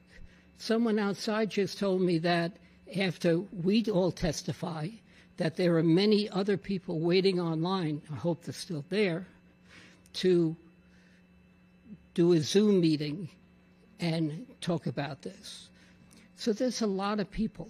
And they always say that you get one letter means 90,000 letters, so many more letters. And a lot of people are interested in this. And a lot of people, it's difficult for them to maintain what they do with the percentage of the money that they get because there is no inflation.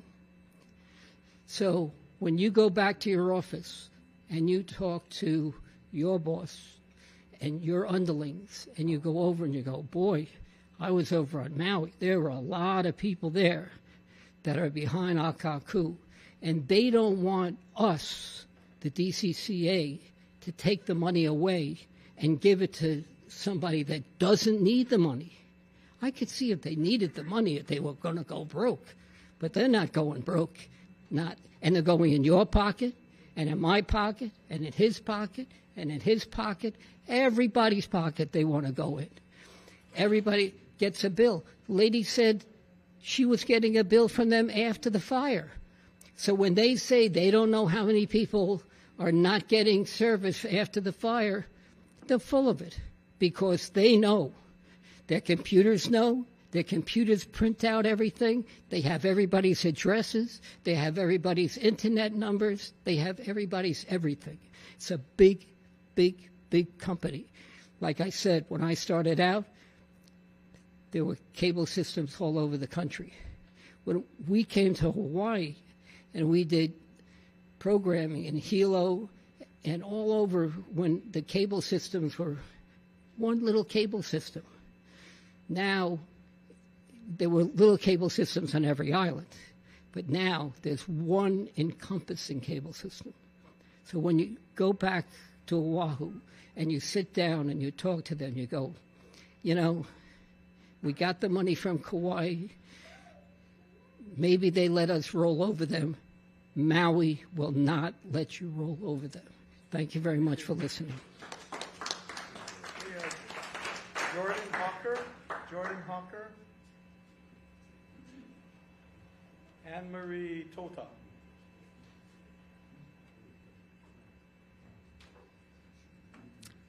Aloha. My name is Jordan Hawker. Thank you for having a public hearing on this. I'd like to say first that I fully support what Akakū is asking for in terms of this franchise agreement, and I think it's very reasonable. Try to make sure that our asks are reasonable, and keeping a revenue of 3% is more than reasonable, as other people have mentioned. I'd like to tell my story briefly. In COVID, my family was decimated. We both lost our jobs, both me and my partner. We went on to public welfare for the first time in our lives. It altered the course of my life. And one of the things that did that was being able to tune in to local government and use that time to use my duty as a private citizen to be civically engaged.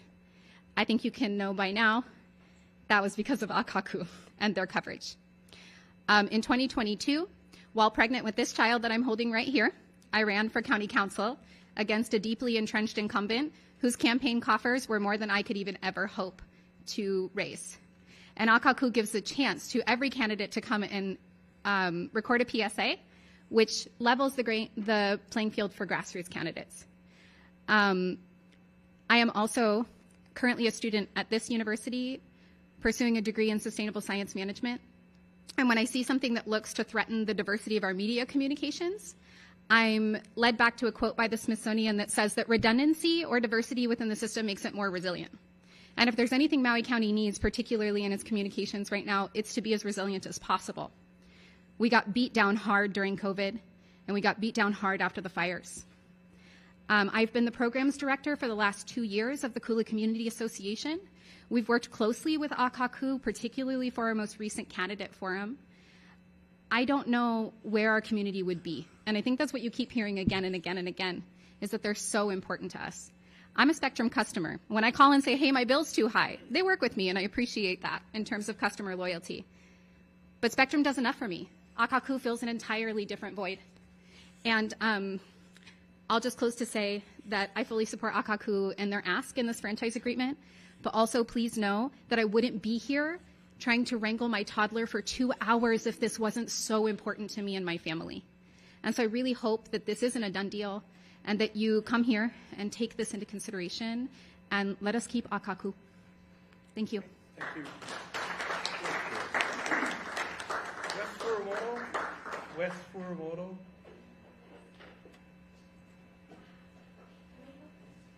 No. Sleepy John. Oh, I'm sorry. What's here? Yeah. Okay.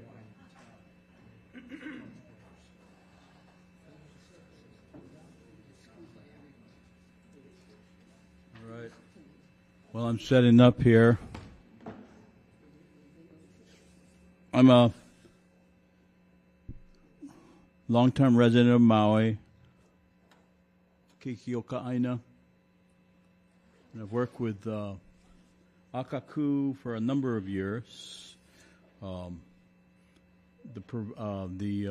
programming they provide, both on the television side and also on the radio side. They also have a very good radio station that if Akakū lost their funding would disappear as well. That's 88.5. And very important to keep that funding current. And what I do, you know, I'm a musician. You know, I play music, and Akakū has always provided a platform for me to do that and be an alternative to whatever kind of commercial things are going on. And I want to just, you know, present this in the form of a song to you. And the song I'm going to do is called Pehea Oi. Pehea Oi means, you know, what's up? What's happening? And I'm sending that question out to state of government in Hawaii, to the people of Hawaii. What's going on here? You know, let's take care of our communities, not some outside entity. So this is Pehea Oi.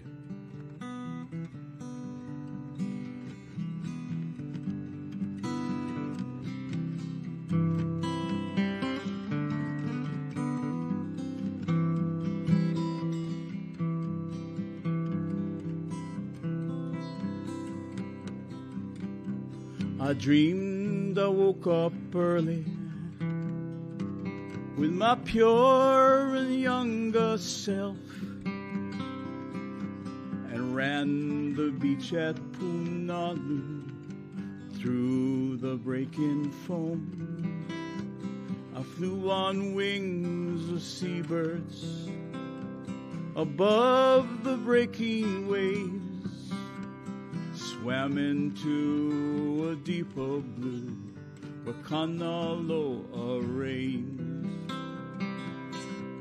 Na keki o Kaʻaʻina, na keki o ke kai,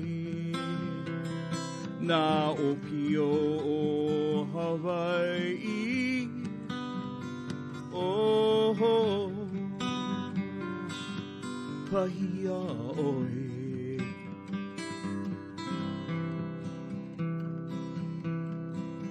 I walked into the mountains where ancient spirits dwell, and drank of Connie's waters, the deep and endless well. I dreamed I prayed to Lona and planted seeds of hope into the gardens of the heart, and marveled at their growth. Na keki o Kaʻaʻina, na keki o ke kai, na opio o Hawaii, oh Pehea oi. Where are you going? Who are you now? With the hand of your father and your mother's heart combined, what are you thinking? And how will you live in this time of constant changing?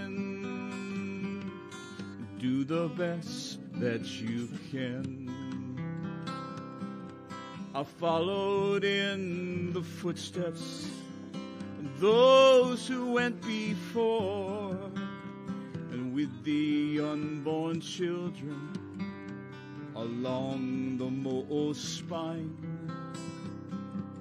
na kupuna na opio, sharing in their time a woven tale of living, of hand and heart and mind.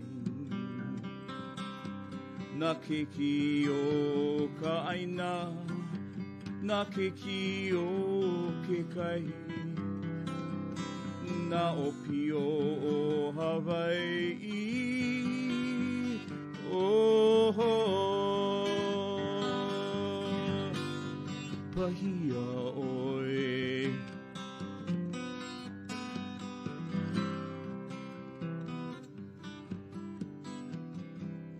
That would not be out there if it was not for Akakū. Okay, thank you. John, followed by Gary Lauter, Kathy Lauter.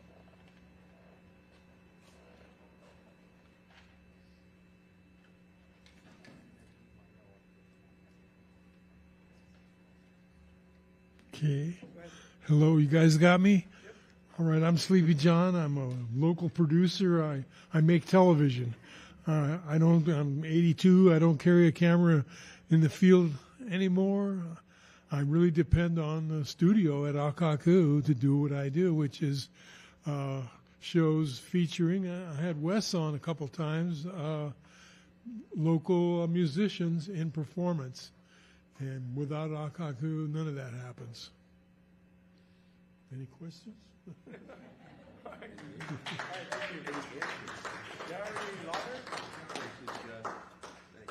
Gary Lauter? Yeah. Aloha. My name is Gary Lauter. Up until very recently, I was the Chief Engineer Technical Director for Visionary Radio Group, which was Kūʻī Radio, which has been taken over by the mainland and is now going to be run out of Colorado. I would have to say that I'm kind of raw because that was the last commercial radio group that was owned by local. Okay? So they're going to use AI to give it a local flavor. My feeling about this is that it does not need to be said about what these gentlemen have done for Maui. What needs to be said is, what are you? What is the DCCA? Why, in this country of 50 states, are we the only state that has it? That is a valid question, I would think. I would also ask that your position is to be a fiduciary. Your responsibility is to the people of Maui, not to Spectrum. Spectrum had a monopoly. Time Warner had a monopoly. Okay? That monopoly is over. I ran the biggest studios on the mainland. A&M, Ocean Way, Interscope. I know technology. And your technology is eclipsed. Actually, I get my internet through 5G. Now, I really feel strongly that this process is absurd. You cannot have a process that occurred 10 years ago remain valid now. That should be all redone. Every single county should have their say, like today. This should be happening 10 times. And how this happened, how could it happen that something that was for Time Warner Oceanic is now with Spectrum? It has no say. It is bullshit, I'm sorry to say. These people have committed a fraud. We need to have the process redone. People's minds 10 years ago are not what their minds are now. The interviews and everything that was said 10 years ago is not valid. If you do not redo the process, this is stinking to high heaven. It's like, yeah, you know what? We should all talk to Governor Green, and we should ask for an inspector general to figure out what this mystery internet thing is. I looked up. I'm very, very technical. I can't find what it is. I don't know what it is. But the installation of this network was 10 years ago. Probably digging holes in the ground, laying fiber. This is all obsolete. So the reevaluation for what the costs are for their mystery internet should be audited and redone as well. The entire situation here is absurd.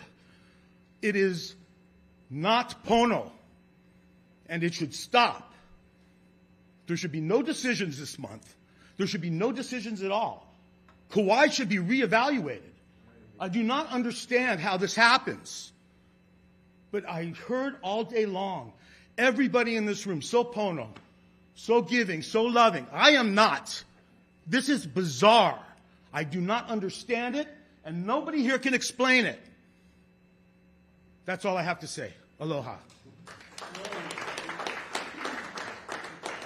Clara Pana.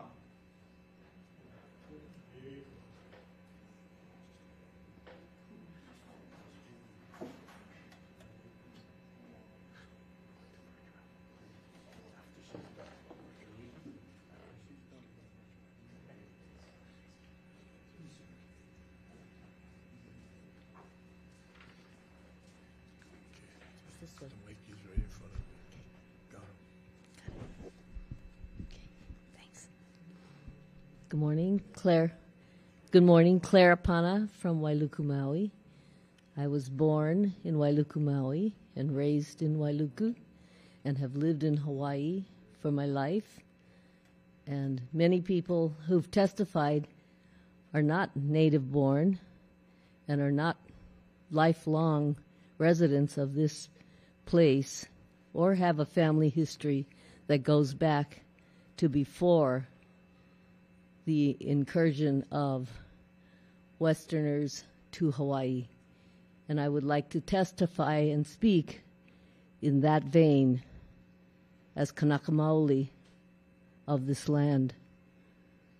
I didn't hear that we gave the state of Hawaii or Spectrum the right to collect these fees, use them this way, and use them essentially against the only place that will really hear our voice and let us have a chance to speak. Recently, I was on the news, in Hawaii News Now and KITV, and what was covered was so brief that it was not enough to tell my story. However, in the Hawaii News Now coverage, we thought that was really great because we got on. The governor was able to say and call us, small groups of Hawaiian people who were saying, your appointment of Hinana Rodriguez to the Water Commission is wrong. He is not representing us and has too many business interests. He was able to say that we were demonizing him. He called me a demonizer, and he gets away with it on public news. Who will carry my story? Who will carry my story? Let me tell you that my story with the public and the public news started quite by accident in 2007 in the Maui Planning Commission, which is covered by Akakū. After testifying there, people came up to me in the public and said, I never knew that they were sand mining the Kanaka Maoli burials. I never knew that. Thank you for saying something. Thank you for saying something. And this has been ongoing till this day. We are still fighting against the state digging up our burials. Can you believe that? We went to the UN. We got certified from the UN a motion that said the Maui County is committing genocide by digging up our burials on purpose, giving permits. But who would cover that story? It's been very hard to get any news coverage for us.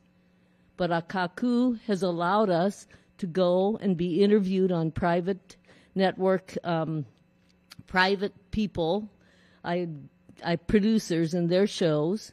They've allowed us to do PSAs, to tell people of events that we are doing.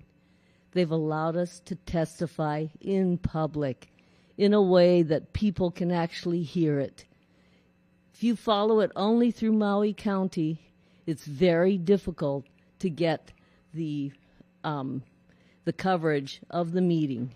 But if we followed it through Akakū on that day, yes, that is possible. And I would like to say that as a Kanaka Maoli organization, we have been able to work with Akakū and are still working with Akakū to broaden our voice. And yet you would take that away for the piddly amount of money. We know that this is probably not about money. This is probably about control and power. And this is one of the few places that Kanaka Maoli can have an equal voice. And we support J. April's letter and what he's asking for, and think that you are really not giving enough money to have our voices heard. And we would like to have you ask us if you can use our mountaintops, if you can use the places where you put your towers and collect money, State of Hawaii, DCCA, can you use our land that way and not let us have a say? Thank you very much.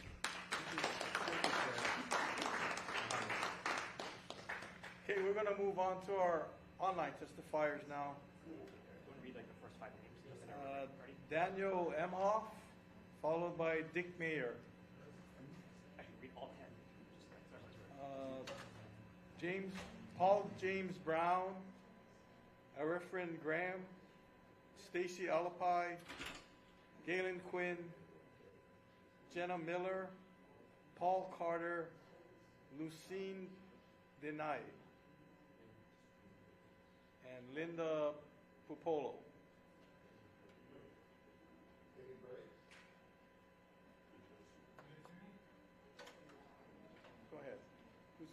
Who's on?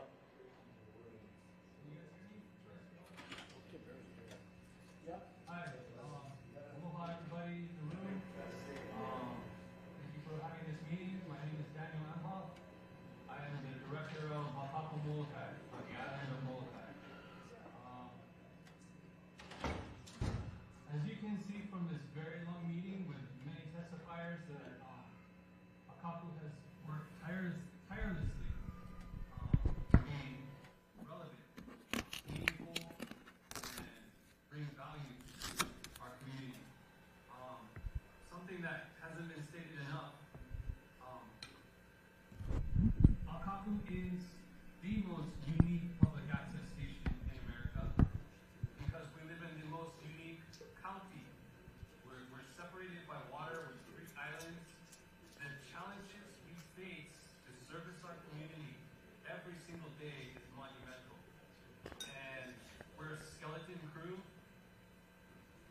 I can't even tell you how many projects I've filmed in the 21 years I've been at Akakū. How many children have come into this office and worked and learned from me.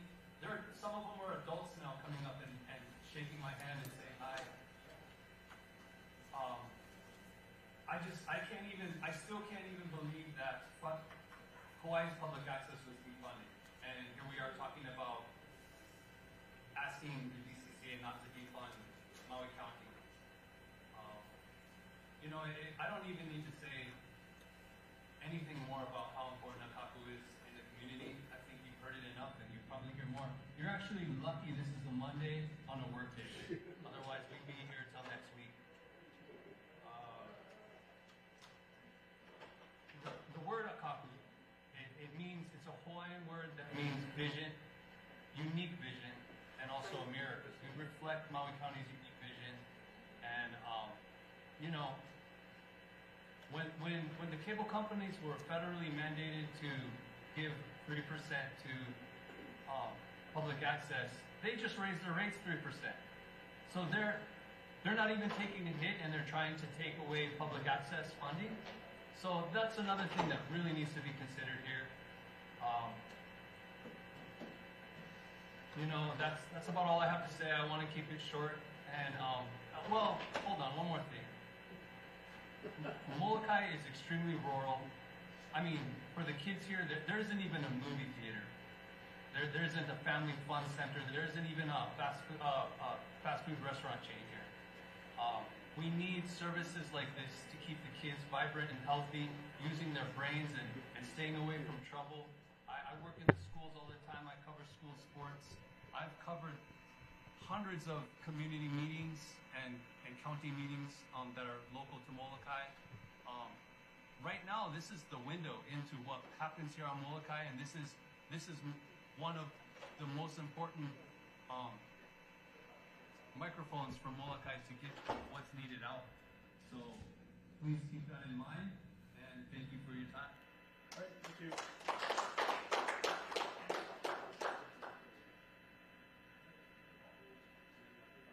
Mayor?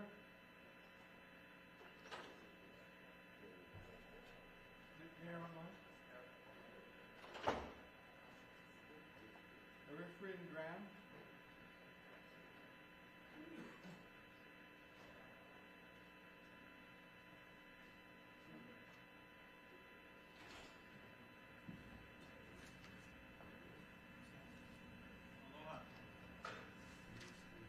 Aloha Nui, presiding officer, directors, Jay from the Akakū family, and all present. My name is Arifin Graham, and my wife Wiluya and I live in Victoria, British Columbia, which is where I'm zooming in from today. Therefore, I bring the testimony of someone who loves Maui, even if I'm not of Maui. As some of you may know, there's a deep connection between Victoria and Maui, including the Vic Maui race. And believe me, Lahaina and Maui are much loved by many people here in my town. Wiluya and I have been long-time visitors to Maui, as my now late parents, Pip and Nikki Graham, gratefully owned a house in Lahaina, and have watched Akakū 53, 54, and 55 for over 3 decades to learn about local issues, council meetings, island culture, community, and events. Akakū is indeed a treasure of local journalism. David Beers, the highly respected publisher of independent media outlet The Tyee in Vancouver, BC, wrote today, and I quote, "As newsrooms shrink and the web fills with fakery, public interest journalism isn't dying a natural death. Identifiable forces are actively opposed to its principles and practice because what reporters do gets in the way of their power-seeking agendas." End quote. We need, Maui needs, Molokai needs, Lahaina, Lanai needs local community voices now more than ever. And Lahaina needs local community voices now more than ever. As it's written on Akakū's website, we are a beacon of free speech on the best islands in the world where anyone can come and talk story. Akakū is there to inspire the young, to hear from elders, to connect the communities of Maui, Molokai, and Lanai. And indeed, the invaluable work of Akakū will continue to be vital to the recovery of the Maui community and Lahaina and other parts of the Maui community as it gets its motion back and continues to recover, to rebuild, and to heal from the trauma of these past 16 months. A journey that will surely continue, step by step, for years to come. I'm a photographer and was recently in Maui to appear on Akakū to present portraits of Lahaina residents from before the fire of August 2023 and to interview some of the people I had photographed in 2022 about their experiences and life journeys since the fire. In working with Akakū, I experienced a potent combination of professionalism and community spirit, and a deep commitment within that organization to the communities and the people of Maui County. It was heartening and inspiring to see. The Akakū family, Jay, Susie, Kat, Doug, Adam, Lou, Brada Tony Midnight, and many others, including those from the community who volunteer for the cause, is an extraordinary team working to connect and empower the people of Maui County. Long live Akakū and its vital mission. Aloha and gratitude from here in British Columbia. Mahalo nui for this opportunity, and best wishes to all in that beautiful treasure place. Thanks so much. Stacy Alapai. Go ahead, Stacy. Aloha. My name is Stacy Alapai. I live in Makawao with my family. And I just heard about this hearing, ironically, only from Akakū.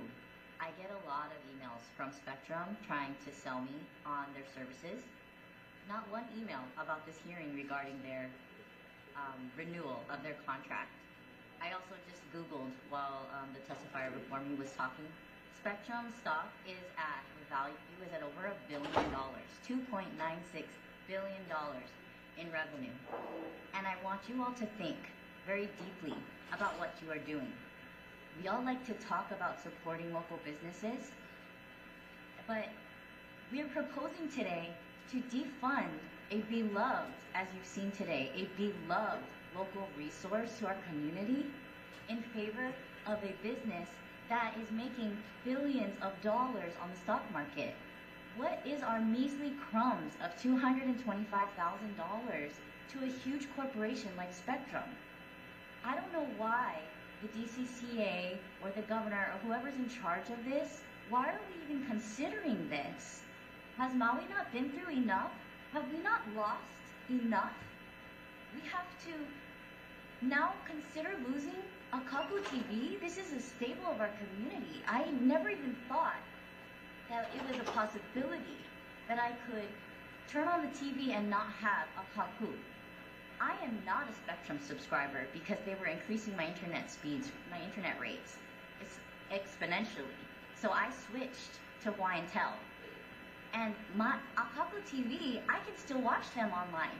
They still give us access to these important meetings. This meeting is streaming live on Akakū TV.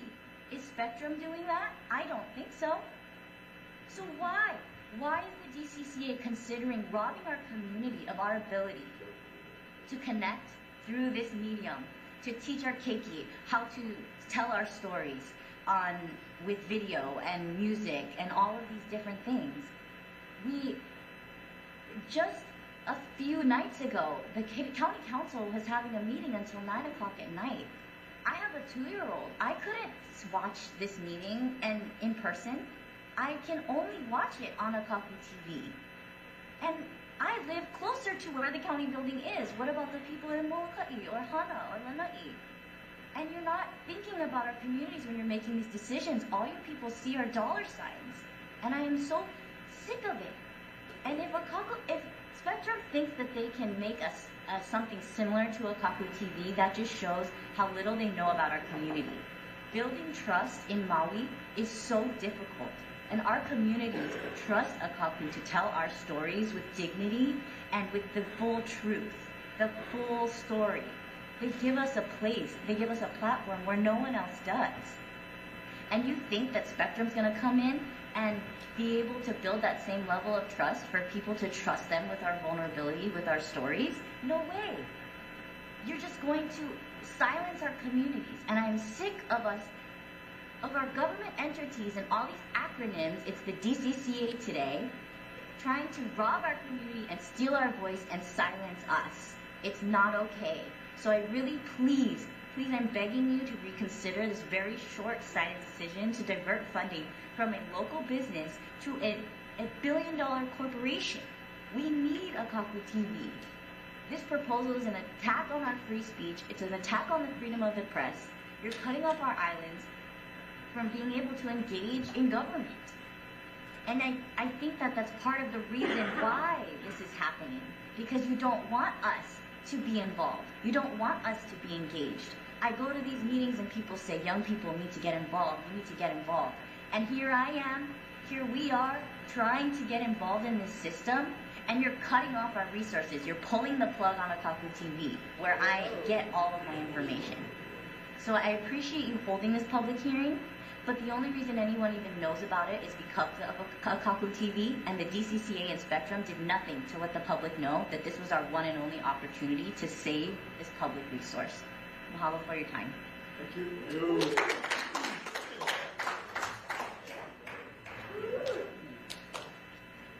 Jenna Miller.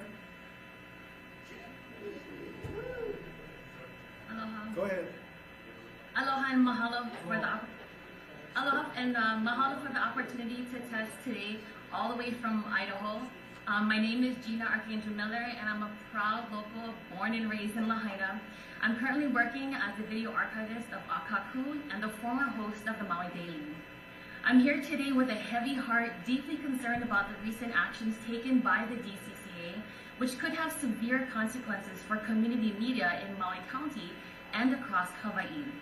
As someone who has worked in local media, I have witnessed firsthand the essential role that public access media like Akakū plays in our communities. Akakū has been an essential resource for Maui County for decades, providing a platform for our voices, our stories, and our history. From covering critical news after the tragic Lahaina wildfire, to providing a space for local dialogue, Akakū has connected our community in ways that no other media outlet can. But today, the very existence of Akakū and other public access stations is at risk. The DCCA is proposing to divert a significant portion of franchise fee revenue, funds that were meant to support public access, education, and government programming, away from stations like Akakū and into a state-run internet project with little to no public oversight. This is not just an issue for Akakū. It's a threat to the heart of community media across the state. But what concerns me the most is the lack of transparency and the public input in this process. These decisions are being made behind closed doors without a proper assessment of how they will impact our community. As someone who has been part of this process, I can tell you that the needs of our residents, especially with the rapid pace of technological and social change, are not being adequately considered.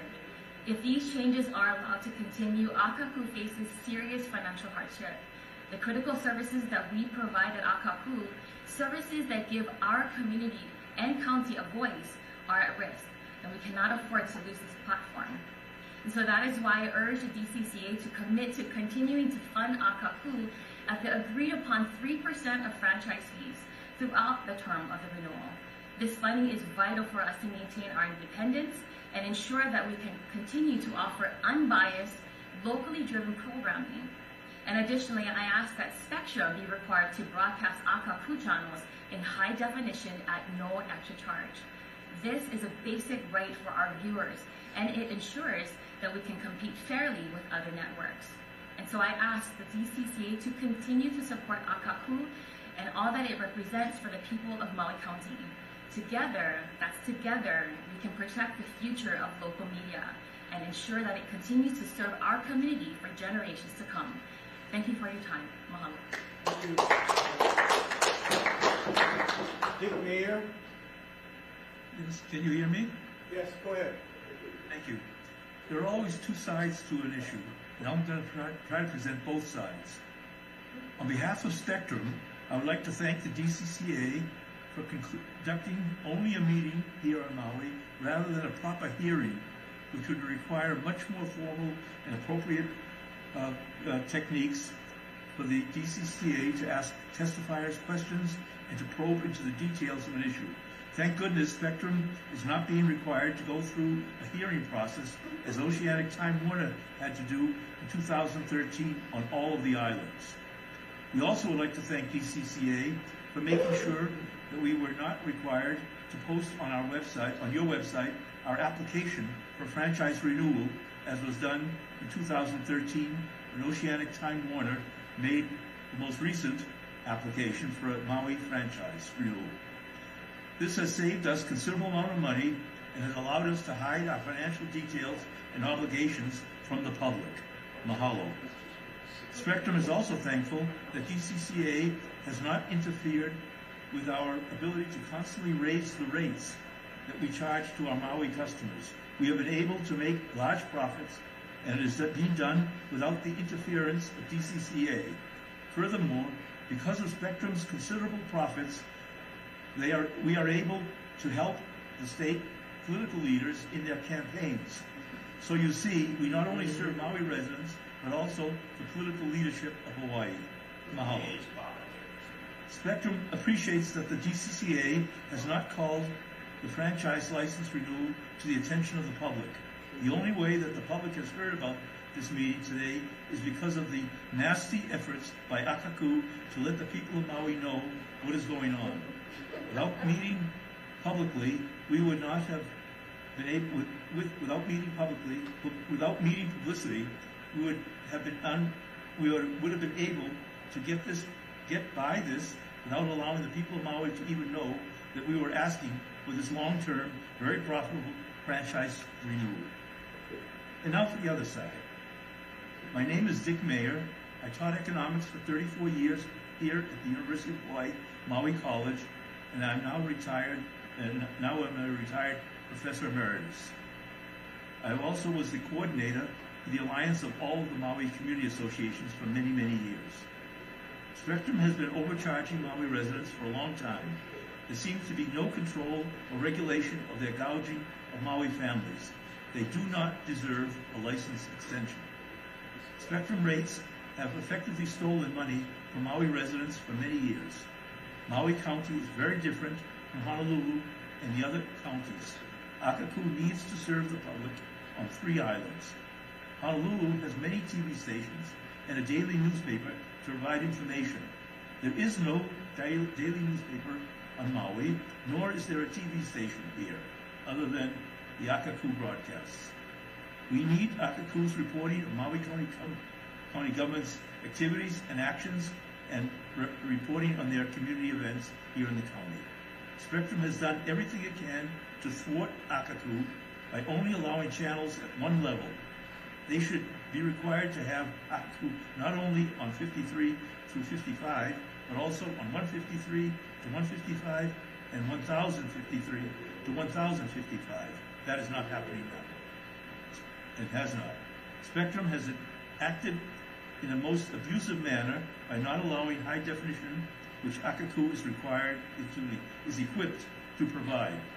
If the DCCA is unwilling to protect Maui residents, we should seek to have its funding reduced or removed entirely due to malfeasance and disregard of their obligations to serve the needs of Hawaii. Or perhaps even better, because the cable company is a utility, the whole approval of their franchise should be transferred to the state's Public Utilities Commission, which does conduct hearings and would be able to do it more properly. Spectrum's reapplication... Sir, I'm going to ask you to summarize, please. Okay, I got two more sentences. Spectrum's reapplication for an extension of its license should be rejected rather than giving it the ability to steal even more money from Maui. I request a proper hearing on Maui's islands and a posting at Spectrum's renewal franchise application. Otherwise, all the testimony today was in vain because we do not even know what their application is. Thank you very much.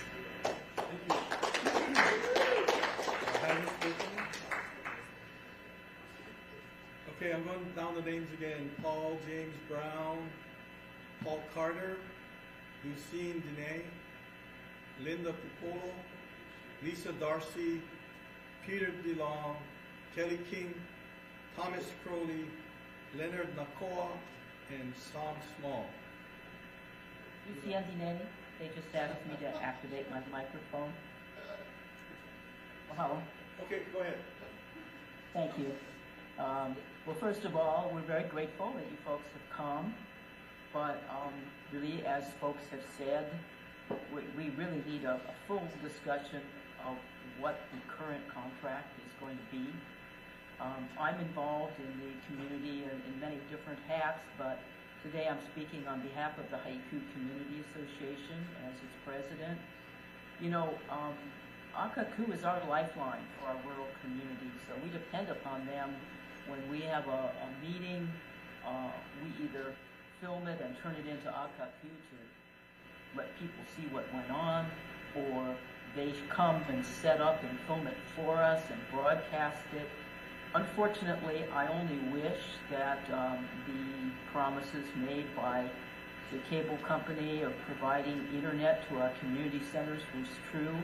There's no way we can broadcast anything live streamed from our local community center, or I don't know of really any of the community centers on Maui that have that capability, because the spectrum coverage is so low bandwidth, you just don't have the ability to take your message beyond that building. And so maybe they're providing some sort of service, but it's not a service that actually is effective. You know, our community is the Boys and Girls Club, it's the Haiku School, it's our local churches, and we all depend on Akakū to get the word out about what we're doing. We're just like the rural communities in Hana and Molokai and Lanai. It's like our lifeline is Akakū. It is our local news. It is the place where we speak to each other. So I fully support what has been said by Jay April, by Senator McKelvey, this whole idea of taking away money from Akakū and not going with even the small amount that has been its due and really well used and well actualized in our community, the 3%, we need to stick with that 3%. There should be no reduction in the funding. And we really need to get the high definition service at no cost. It's what the industry standard is now, and everybody really should be helping the public by providing that. Also, I agree with those who say we need the updated agreement.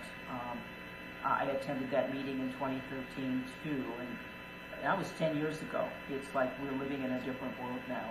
So please, thank you for listening to the voices of our community. you can see how essential a service Akakū has, no matter what our community project or organization is. They're just helping everybody, and they are part of the essential services of our community. So please listen and do what they ask. Aloha. Thank you. Linda Popolo. Popolo, okay. Go ahead. Yeah, my name is Linda Popolo. I'm the executive director of the Maui AIDS Foundation. However, today I'm acting as a private citizen representing myself in this testimony. But as an ED of the Maui AIDS Foundation, I just want to thank Akakū for all the training that you've given my employees. This franchise renewal has been on the table for 15 years and problems never solved. So much has changed since then, and I'm requesting that the DCCA shut down this renewal for further research, clarification, and input. I'm with Cat Tracy on that. When Spectrum sat down and addressed the crowd, it shows you the adversarial relationship right from the get-go, because they said they were happy to see you here, but that they didn't say they were happy to see the testifiers. They didn't say anything to us. And if that seems odd that I asked for that, it's a matter of respect when you're working with the public. In 2013, DCCA Director Kaʻaʻike Lopez received the following recommendations, which hold true from former Olelo ED Roy Amamiya. And to my knowledge, these recommendations have never been addressed. To advocate rigorously for Maui County citizens, to negotiate appropriate resources, both financially and in terms of dedicated channel spectrum, so that the community voice can continue to thrive. Think about that, the community voice continue to thrive, which is the theme of today. Ensure that the video on demand opportunities for community program is facilitated and supported by then Oceanic Time Warner, now Spectrum, as an additional viewing option and not in place of a lower tier channel time. Ensure access channels are available in the exact manner as the local affiliate channels and at the same quality level, and that would actually be fair and equal access. It's really difficult to watch that lower channel.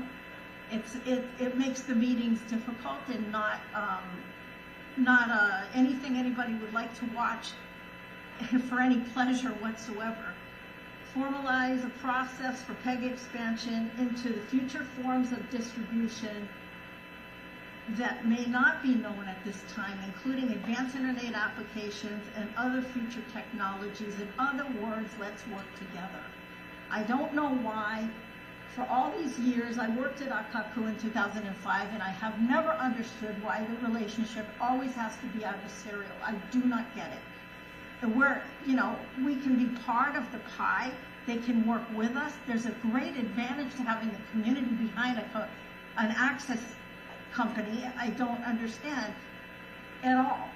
I want to add that the financial climate of Maui County has significantly changed with the limited recovery from COVID-19 pandemic and the destruction from the Maui wildfires.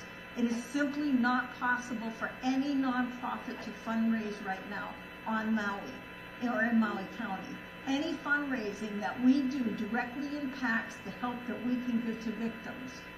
This county needs help to keep services in place, all services.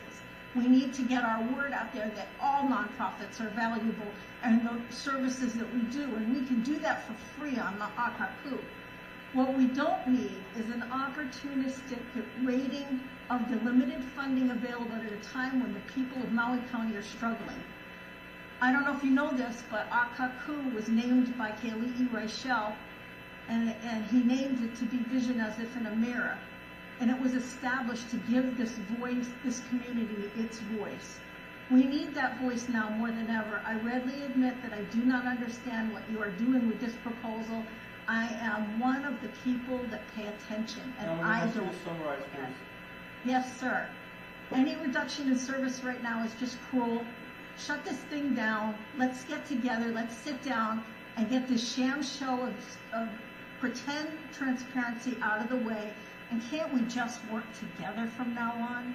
And I want to say, the last thing I want to say is, Academy Award nominee Destin Daniel Cretton, who is a very well-known filmmaker now, showed his first show, his very first movie at Akakū called Drakmar, A Knight's Tale or something like that. We have seen great progress with the kids in the community. Please don't take that away from the community. Think about it. The theme is to work together, and then maybe you won't have 1,000 people testifying against you. Thank you. Thank you.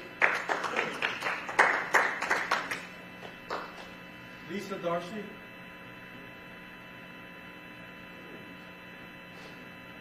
Good evening. My name is Lisa Darcy. It's actually after 8 p.m. on the East Coast, and I've been sitting here waiting patiently since 20 minutes before the meeting. I'm grateful to be here. Thank you so much for hosting this. I'm going to jump around a little bit because I don't want to repeat everything that has already been said. I am the founder of Share Your Mana, which is a nonprofit on Maui, which assists people who are living unhoused and unsheltered. They have very little technology or access to electricity or forget broadband and any of these other things that are spoken about, which I have to say in the opening remarks by the presenter from Spectrum I found it offensive, and the way that they glossed over as if this is just a rosy, easy road for the people of Maui County. It is not. I have to say I'm thrilled that you've poked the bear, because the bear is awake right now, and the bear had already started to hibernate, but now we're up. And everything that has been said today is critical. There has not been, how many hours of testimony have we had? We have not had one testifier in support of this. I'm hoping this isn't a done deal. I've been through decades of testimony, and I can usually tell when it's a done deal, and I'm surmising that this may have already been a done deal, and this is just for show to have the community be able to testify today. If that is the case, I will certainly be on the team that activates after this. I'm in opposition to what is proposed, and not only am I in opposition, I actually believe Akakū should have double, triple, quadruple the funding. The amount of work that they do on shoestring budgets and the amount of people, we will never know how many lives they have saved, how much emergency services they have protected, because it is such a rural community, and people in poverty, they absolutely rely on this mechanism to get their information. There are people that are glued to Akakū, and I have to tell you, if you cut them off, we will suffer deep, even more deeply. This is a crisis. This is not something that should be taken as just okay today.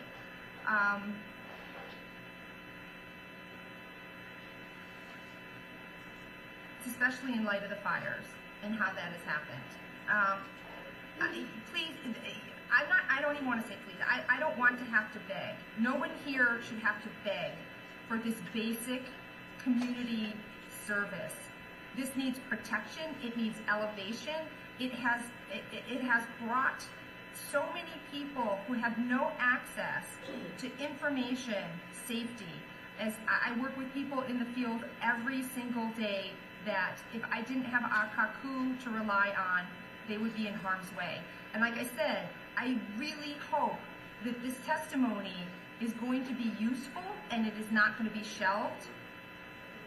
This community is speaking so loudly that I hope it reverberates across the country, and even more so. And we need to go help protect Kauaʻi if this is the trick. I'm gonna conclude with knowing that Chris Winfrey, apparently he's the CEO, right, of the Charter Communications, which is kind of the owner of all of this. He got compensation at $89 million last year. Some of us don't even get even $89 million. You're gonna have to summarize, please. What I'm going to summarize is, thank you, is that this is an atrocity. And you poke the bear. Please do not poke. Please help the bear go back to sleep. Give the bear a nice, comfy, warm place to sleep, and make sure that the message gets passed on that not only should Akakū receive more funding, but I almost feel like I need an apology to have to be here and spend my entire all this time for a basic community function. Mahalo. And Kelly King. Kelly King. Yes, I'm here. Go ahead. Can you hear me? Yes, go ahead. Thank you for this meeting, and I want to start out by, I'll introduce myself first. I have been a former council member for 3 terms. I'm a former member of the Board of Education representing Maui back in the 90s when it was an elected position. I was also a former board member of Akakū in the past, and I've been on the advisory committee for UHMC for the Sustainable Sciences Management Program that you heard Jordan talking about earlier. And so, my life, that's about a third of my professional life, and that's the third that was heavily concerned with the services that Akakū gives this community. So I'm here in support of everything you've heard mentioned earlier. So I'm not going to go through all the specifics except to say that I support everything they're asking for as far as funding. I think Akakū deserves more funding, not less funding, and more support. It's been an incredible part of our community. And I want to thank you too, Dean, for hearing out our testifiers, because I just came from a meeting last week of some of my former colleagues on the council who cut the testifiers' testifying time because it was obvious they had already made up their minds. So I'm hoping that you haven't done that, and I'm hoping that you're actually here to understand how valuable Akakū services are to this community. I think like Lisa just said, I haven't heard one person that was against Akakū and didn't think it was a valuable part of our community. But I also want to, I just want to share with you from my perspective as a former public official, elected official, and somebody who worked at the college and for the State Board of Education, is that these services are so important. And you heard it mentioned earlier about our tri-aisle configuration. So if you think, I noticed as a neighbor island member on the State Board of Education, how affected our community was by being a neighbor island. And I had to get them to try to stop calling us the outer islands. As I said at one meeting over there, you sound like you think everything revolves around Oahu. And the answer I got back was, well, doesn't it? So, this is how we feel. And the unfortunate thing about the state of Hawaii, and especially the county of Maui, is that we have a hard time holding our public officials accountable.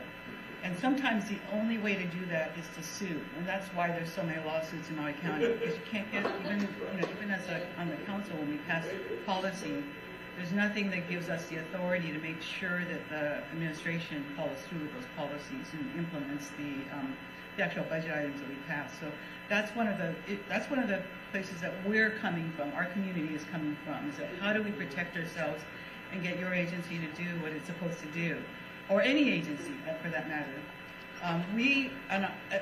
To a large extent, and I don't think anyone's mentioned this, but to a large extent, we've been watching on the national level and the state level people losing their freedoms left and right, and this last election was really scary.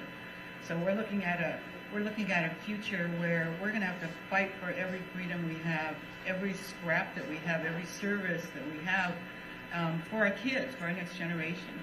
I'm a mother and I'm a grandmother, but because I've been on the State Board of Education, I feel like, I really feel that way about all children in the state of Hawaii, that we have to look out for the future. So Akakū is such you heard what an inherent part of our community it's become and how it's almost part of the education system over here. And I say that from somebody who sat on the board when it was a really volatile time, and I recognize that volatility came from the passion that everybody has for this organization. So I'd like to mahalo all the people who came out and testified, because I was planning to get on and hopefully testify, and then and then exit. But it's been such a beautiful thing watching our community come out and support. And we've heard from professionals, we've heard from Kahuna, we've heard from teachers and students and people who are broadcasters, people who are performers, people who are community members from all over this county. It's just been really impressive and heartfelt. I was kind of thinking somebody should take that and make a movie out of this testimony itself, because it's just been really special.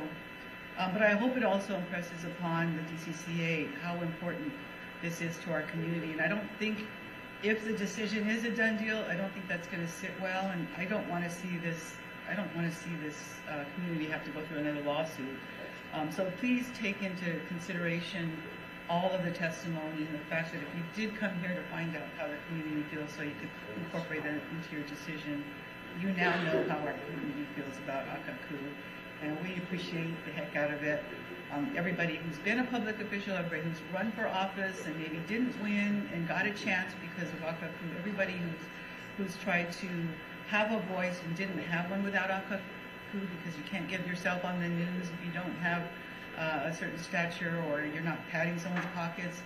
This is what this organization means to us. So, thank you everybody in that room. I wish I had been there. I had my schedule changed, so I couldn't be there in person. But just watching everybody that I know around this community, you have seen from our community today the best of the best. The best people came out in support of Akakū. So, thank you for listening. Thank you for still being here, and for also affording people time. I never heard you. I know I heard you say, "Could you wrap it up?" But I never heard you say, "You have 2 seconds left," which is what I hear on the council all the time. And so I just want to really, I'm going to wrap it up and thank you and thank all of my community for coming out today.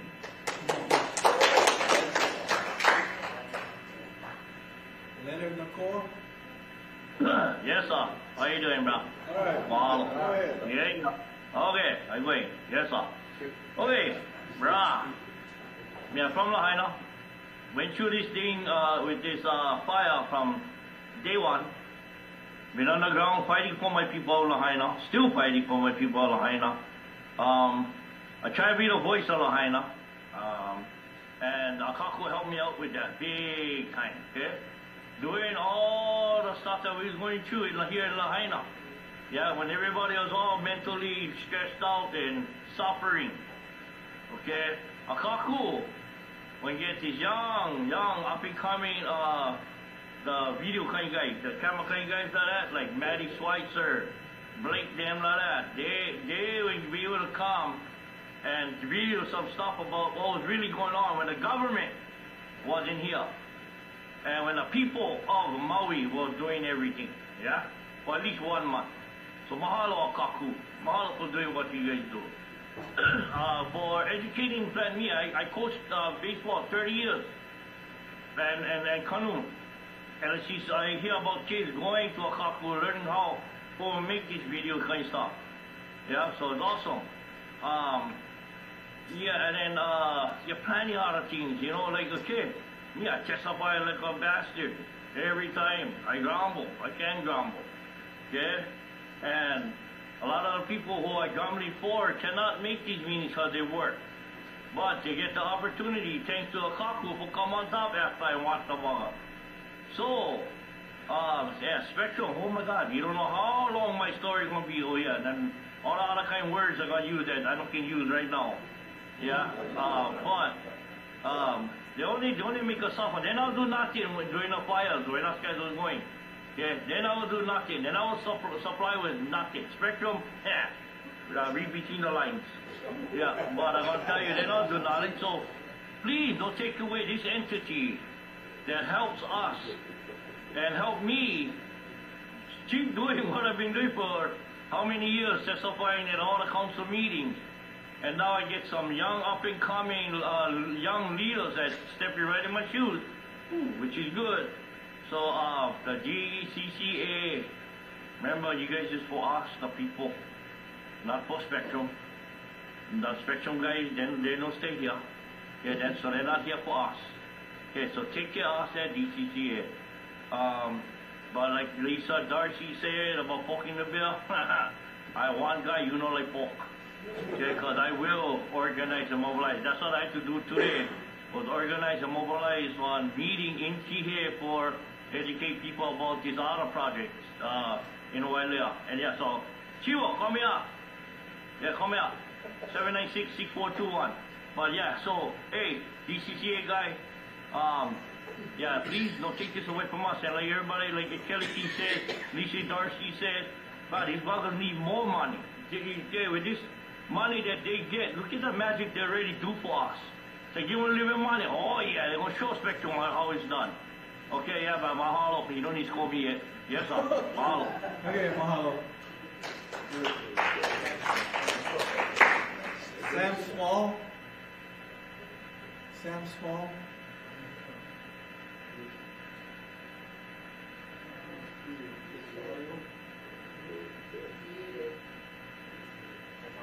Can you unmute yourself? There we go. There you go. Thanks. Yep. Better? Go ahead. Yep. Go ahead. Great. You think, since I started editing videotape in 1978, you think I'd be a little bit better with the technology, but very happy to be able to call in. And, Kelly King is right. The people that have appeared today, this is a who's who of Maui's activists. These people understand and care. And Akakū is a fantastic conduit for us getting our voices heard. I've been a show producer at Akakū. I've got over 100 hours of live interviews with many of these community activists. Many issues that don't get spoken about anywhere else other than on Akakū. And so it is a vital resource to this community. The talent, the creative talent, the young people learning the skills is a tremendous value. Our ability to have a place to come together and work as a community and network with one another to make things happen, and the messaging that we're able to get out on the air to the community is absolutely vital. It is a fascist move that Akakū is distributed in standard definition. High definition is an absolute right and a must for this community, and it is extremely telling to see that standard definition is throttling our message. That is by design, and I tell you, that is fascism, and it must be stopped. Cable access, cable operators around the country pay 5%, and in some places up to 7%. A 2019 survey by the Oregon cities revealed that the average telecommunication franchise fee rate was 5.6%. Why are we dealing with 3%? Are you kidding me? Those are our right-of-ways. Those are our streets. Those are our sidewalks. And we have every right to have what we're entitled to. And so, this entire initiative is insane. Maui needs Akakū. And we need the DCCA to approve, forget 3%, 5%. Do it now. Thank you.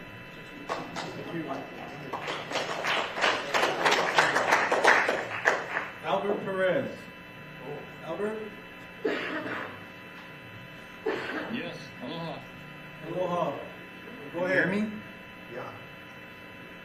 Yeah, thank you. I just found out about this, I think yesterday. I'll try to be brief, and I just want to say I agree with... Albert, one second. You don't have your video on? You don't have a video? I do. Is that better? Yep, go ahead. Okay. Hi. I agree with everything that's been said. I just want to go into something else, but before I do, I just want to point out that our community is very diverse, and we don't agree on everything, but we all agree that Akakū is the heart of Maui's public discourse, and this is a threat to our heart. That's why you're seeing all these people come out on short notice. But I want to speak to something. I mean, it's hard to find things online, but I was looking at this. I guess it's their evaluation by DCCA of the Spectrum application for an extension. And I'm just reading from this line that says, DCCA concludes that Spectrum has generally provided satisfactory customer service to subscribers. Well, maybe that's true for some people, but I'm here to tell you that their customer service is not satisfactory. Every time the power goes out, you know, I'm relying on maybe having internet. So I fire up my generator, power up the internet, Spectrum is down too. 2 hours later, I'll get a text from them that says, hey, our internet is out. This is a safety issue. Even with my generator, I can't get any news about emergency situations because the cell phones also don't work up here. And I'm in Kula. When Spectrum first started, they undercut Hawaiian-Tel. And then after they got our business, they started raising rates above what Hawaiian-Tel had been charging. My friend in California, they were doing business there as Charter Communications. He warned me about their predatory pricing strategy and their terrible customer service. So I wasn't exactly surprised, but I was disappointed. Also, when I call Spectrum customer service, I'm frequently switched to another line, and they say that the call dropped. Just like almost every time. I have 2 lines coming onto my property. I only need 1. I have called Spectrum twice. They said someone would call me back about removing that other cable line, and I have never heard back from them. And yeah, they're using our public right-of-way to make money. They need to pay us rent in exchange for that. Why are we charging so much less than they are across the country? Anyway, I just wanted to ask you to step on the brakes. We need Akakū in Maui County. Please fully fund Akakū and consider increasing to at least the average rate in the U.S. Okay, thank you. Thank you. Okay, is there anyone else online wishing to testify? Anyone else online?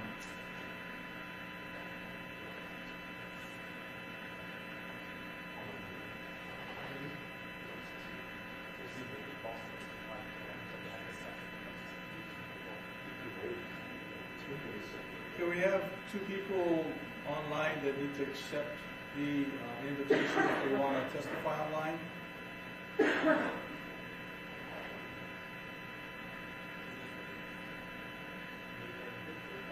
Okay, Nathan Bossler. Nathan? Hello, hi, can you hear me? Yes, go ahead. Sorry, I had to begin my commute. I apologize. I had planned to be at my desk. I was waiting around. So, hello, my name is Nathan Bossler. I'm joining you today from Issaquah, Washington.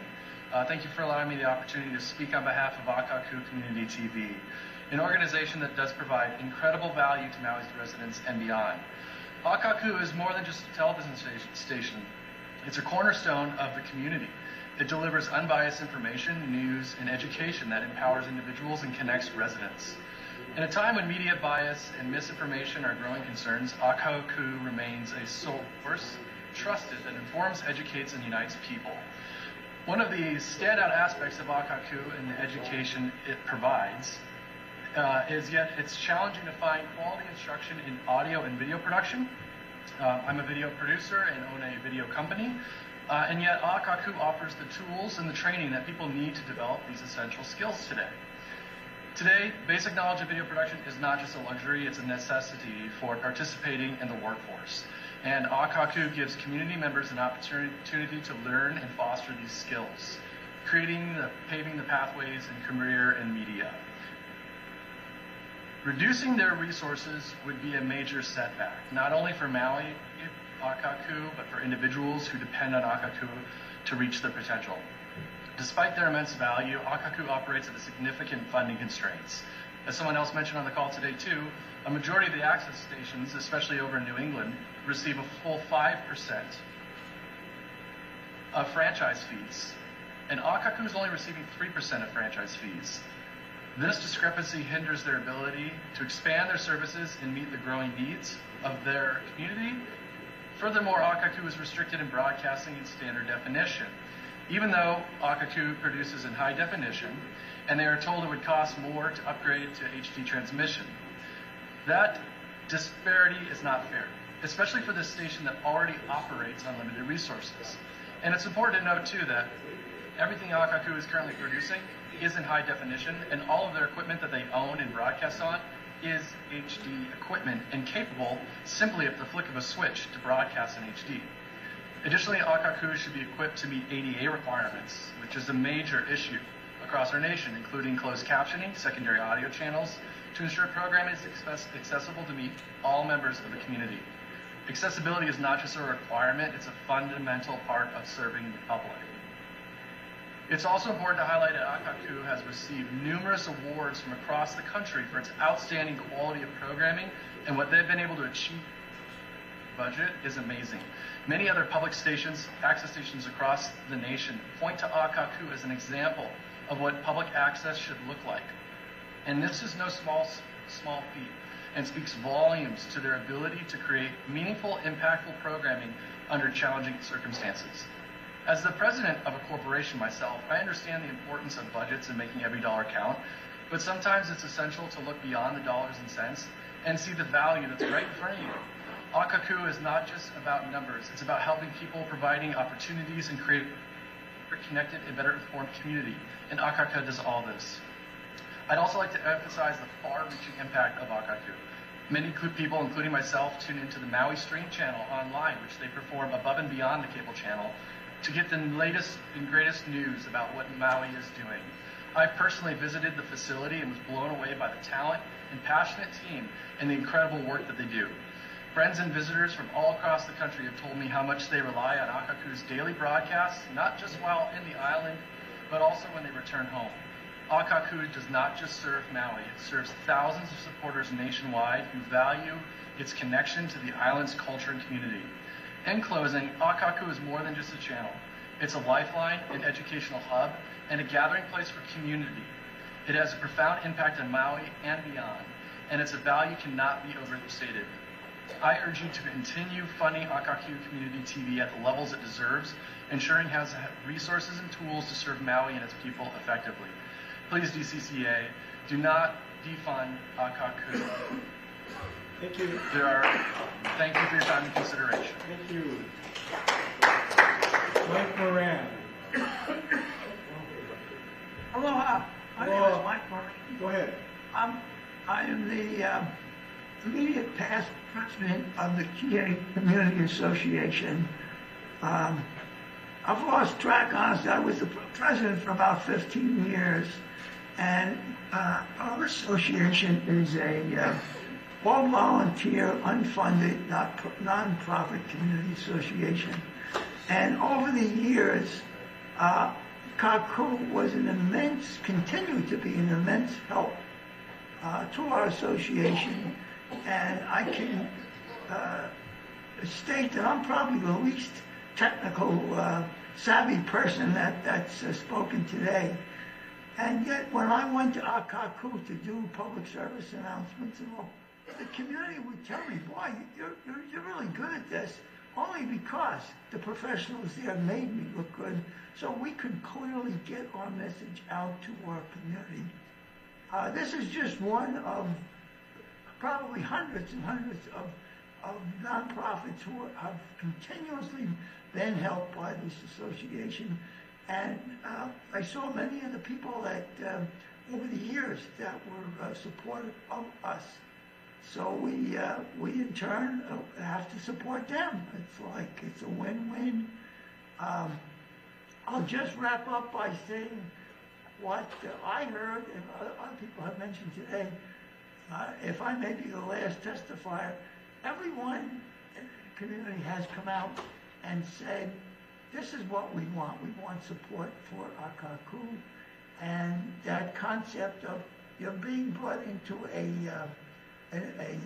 position where, okay, let's discuss this. We'll either let you gain nothing or we'll take something away.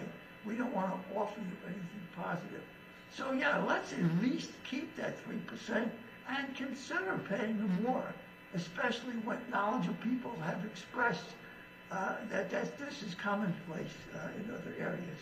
So again, I know you've had a long day, I'll wrap up, but thank you for the opportunity, and please help us, help our community, support our community access with Akakū. Mahalo. Mahalo. Thank you. Okay. I believe that's all the online testifiers. We have 2 late registered in-person testifiers, antique tags.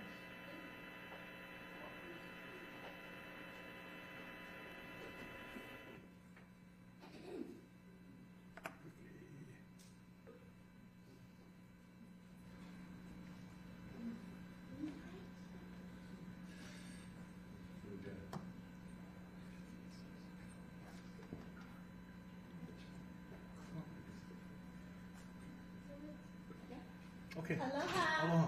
Hi, my name is Auntie Taz, is what I'm known by all around Akakū. So happy and grateful for the opportunity to be here. I didn't catch your name, but I've been watching you the whole time, and even you sitting in here as people tell their stories, you have a story that's unfolding in front of me. And what I love about Akakū is all of us, we have different purposes in life. We have different gifts, right? Ways that we spend our time, ways that we invest in one another, ways that we show up in gratitude, right? And we get attitude from time to time, right? About different things. But Akakū is a place where we can all come together in our best energy and everything else. When we're scared, when we need support, when we want to support someone else. Stories, culture, these are the things that connect us. As I look around here, all of us look completely different. We're representing different ages, different income brackets, different professions. I mean, Sleepy John was up here earlier. He's like 80 plus years old, 82. Where in the world can you go and get the opportunity to work with someone and help them to reach their goals? I happen to be an Akakū producer. I'm behind the scenes a lot. I support a lot of the different shows that come up. Some are award-winning. Sleepy Giant Maui After Dark, that got awards. Kavika Hoke, he's the one who's doing Moku Moku. I had the opportunity to be in front of the camera and interview him. I've had the opportunity to work on elections behind the scene, whether it's hair and makeup or, doing all the things that I can't believe with the amount of people that Akakū has in terms of those that are paid staff, what they're able to accomplish. And, I just want to bring to attention, attitude reflects leadership, right? Our leader, right, at Akakū, Jay, can't be, he's so humble. He's got a great head of hair, right? You got to be able to love someone with great head of hair. I got the opportunity to meet your mom. I've been on Maui since 2008. I was a cruise line worker. Right before the stock market crashed, we all know what happened. The cruise industry, that industry shrunk. Loss of jobs affects economy, right? What happens, when real estate bubbles? I've seen all these things that I was able to get information about from Akakū, but also been able to go to Akakū to give myself something positive to be a part of.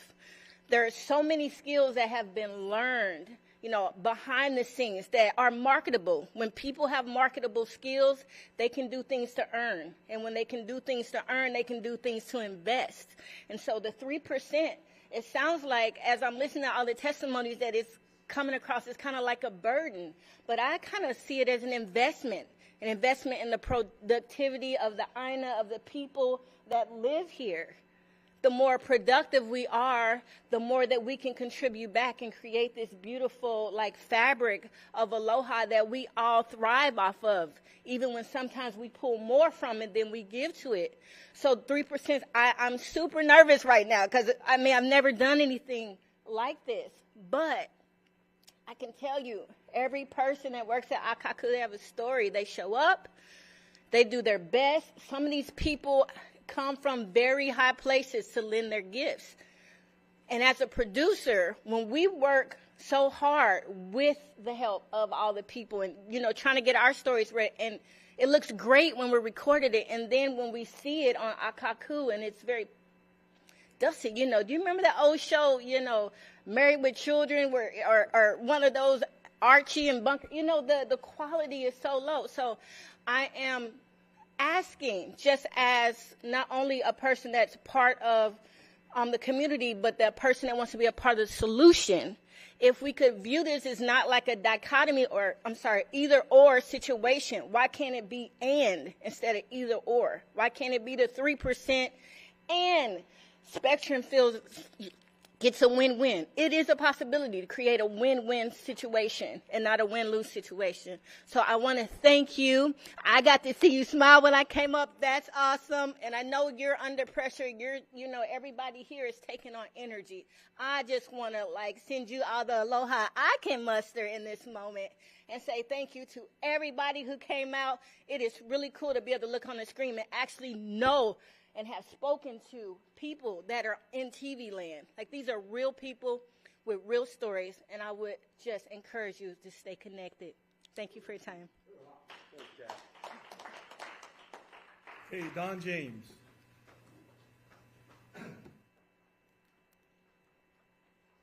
Hi, my name is Don James. That's my legal voting name, long-term Maui resident.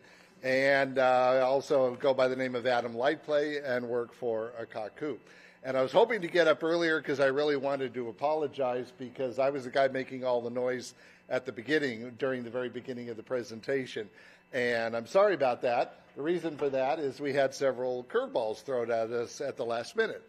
And that's what we do. One of the things we do, you heard from the community producers, you heard from the politicians, you heard from the nonprofits, all the different things we do. Another thing we do is roll in at the last second and cover meetings. And when there was the fires in Lahaina, we were doing the news 3 or 4 hours constantly live on the channel. But also, the mayor wanted to have a press conference almost every day. So we would roll out to press conferences. We would bring one camera or we'd bring a whole switching unit like we have today. That's one of the things we do at Akakū. And we're very proud of it. I'm proud to be associated with it. And so I'm glad. Thank you for staying here for so long. I admire your perseverance. I admire your bladder size, actually, to be able to stick with this. So thank you for sticking with us here. And I just want to say, we've all tried to find out about this institutional network. Can't find out a lot of details. I'm not against greater communication between our government services. I think if the police and the fire and the people closing the roads and the people in charge of the sirens had all had some sort of wireless network where they could stay in touch with each other and have better communication, something with battery backup and wireless. I don't know if that's your area or not, but that would certainly be of value, and that's worth millions and millions of dollars, and I'm sure there's state funds and federal funds to cover that. And there's no reason to take a little, we have a microscopic budget here, and to take 10 or 20% of that for it is ridiculous. But we're not against the idea of better communication. That's what we're in. We're into the citizen communication. So again, thank you for your time. Next time you come back, hopefully we'll have a real contract so we'll know what we're actually talking about. But thank you for coming for this. Thank you. Thank you very much. Okay, I believe that completes the public testimony for the meeting. Again, I want to remind everyone online and public that you are still able to provide written testimony to DCCA by December 18th of 2024. If not, thank you for coming to this meeting on Spectrum Oceanics application for renewal of its cable television franchise in Maui County. I want to thank everybody for their testimony and sharing their comments with us today. We will take it back with us. And again, thank you very much. This meeting is concluded.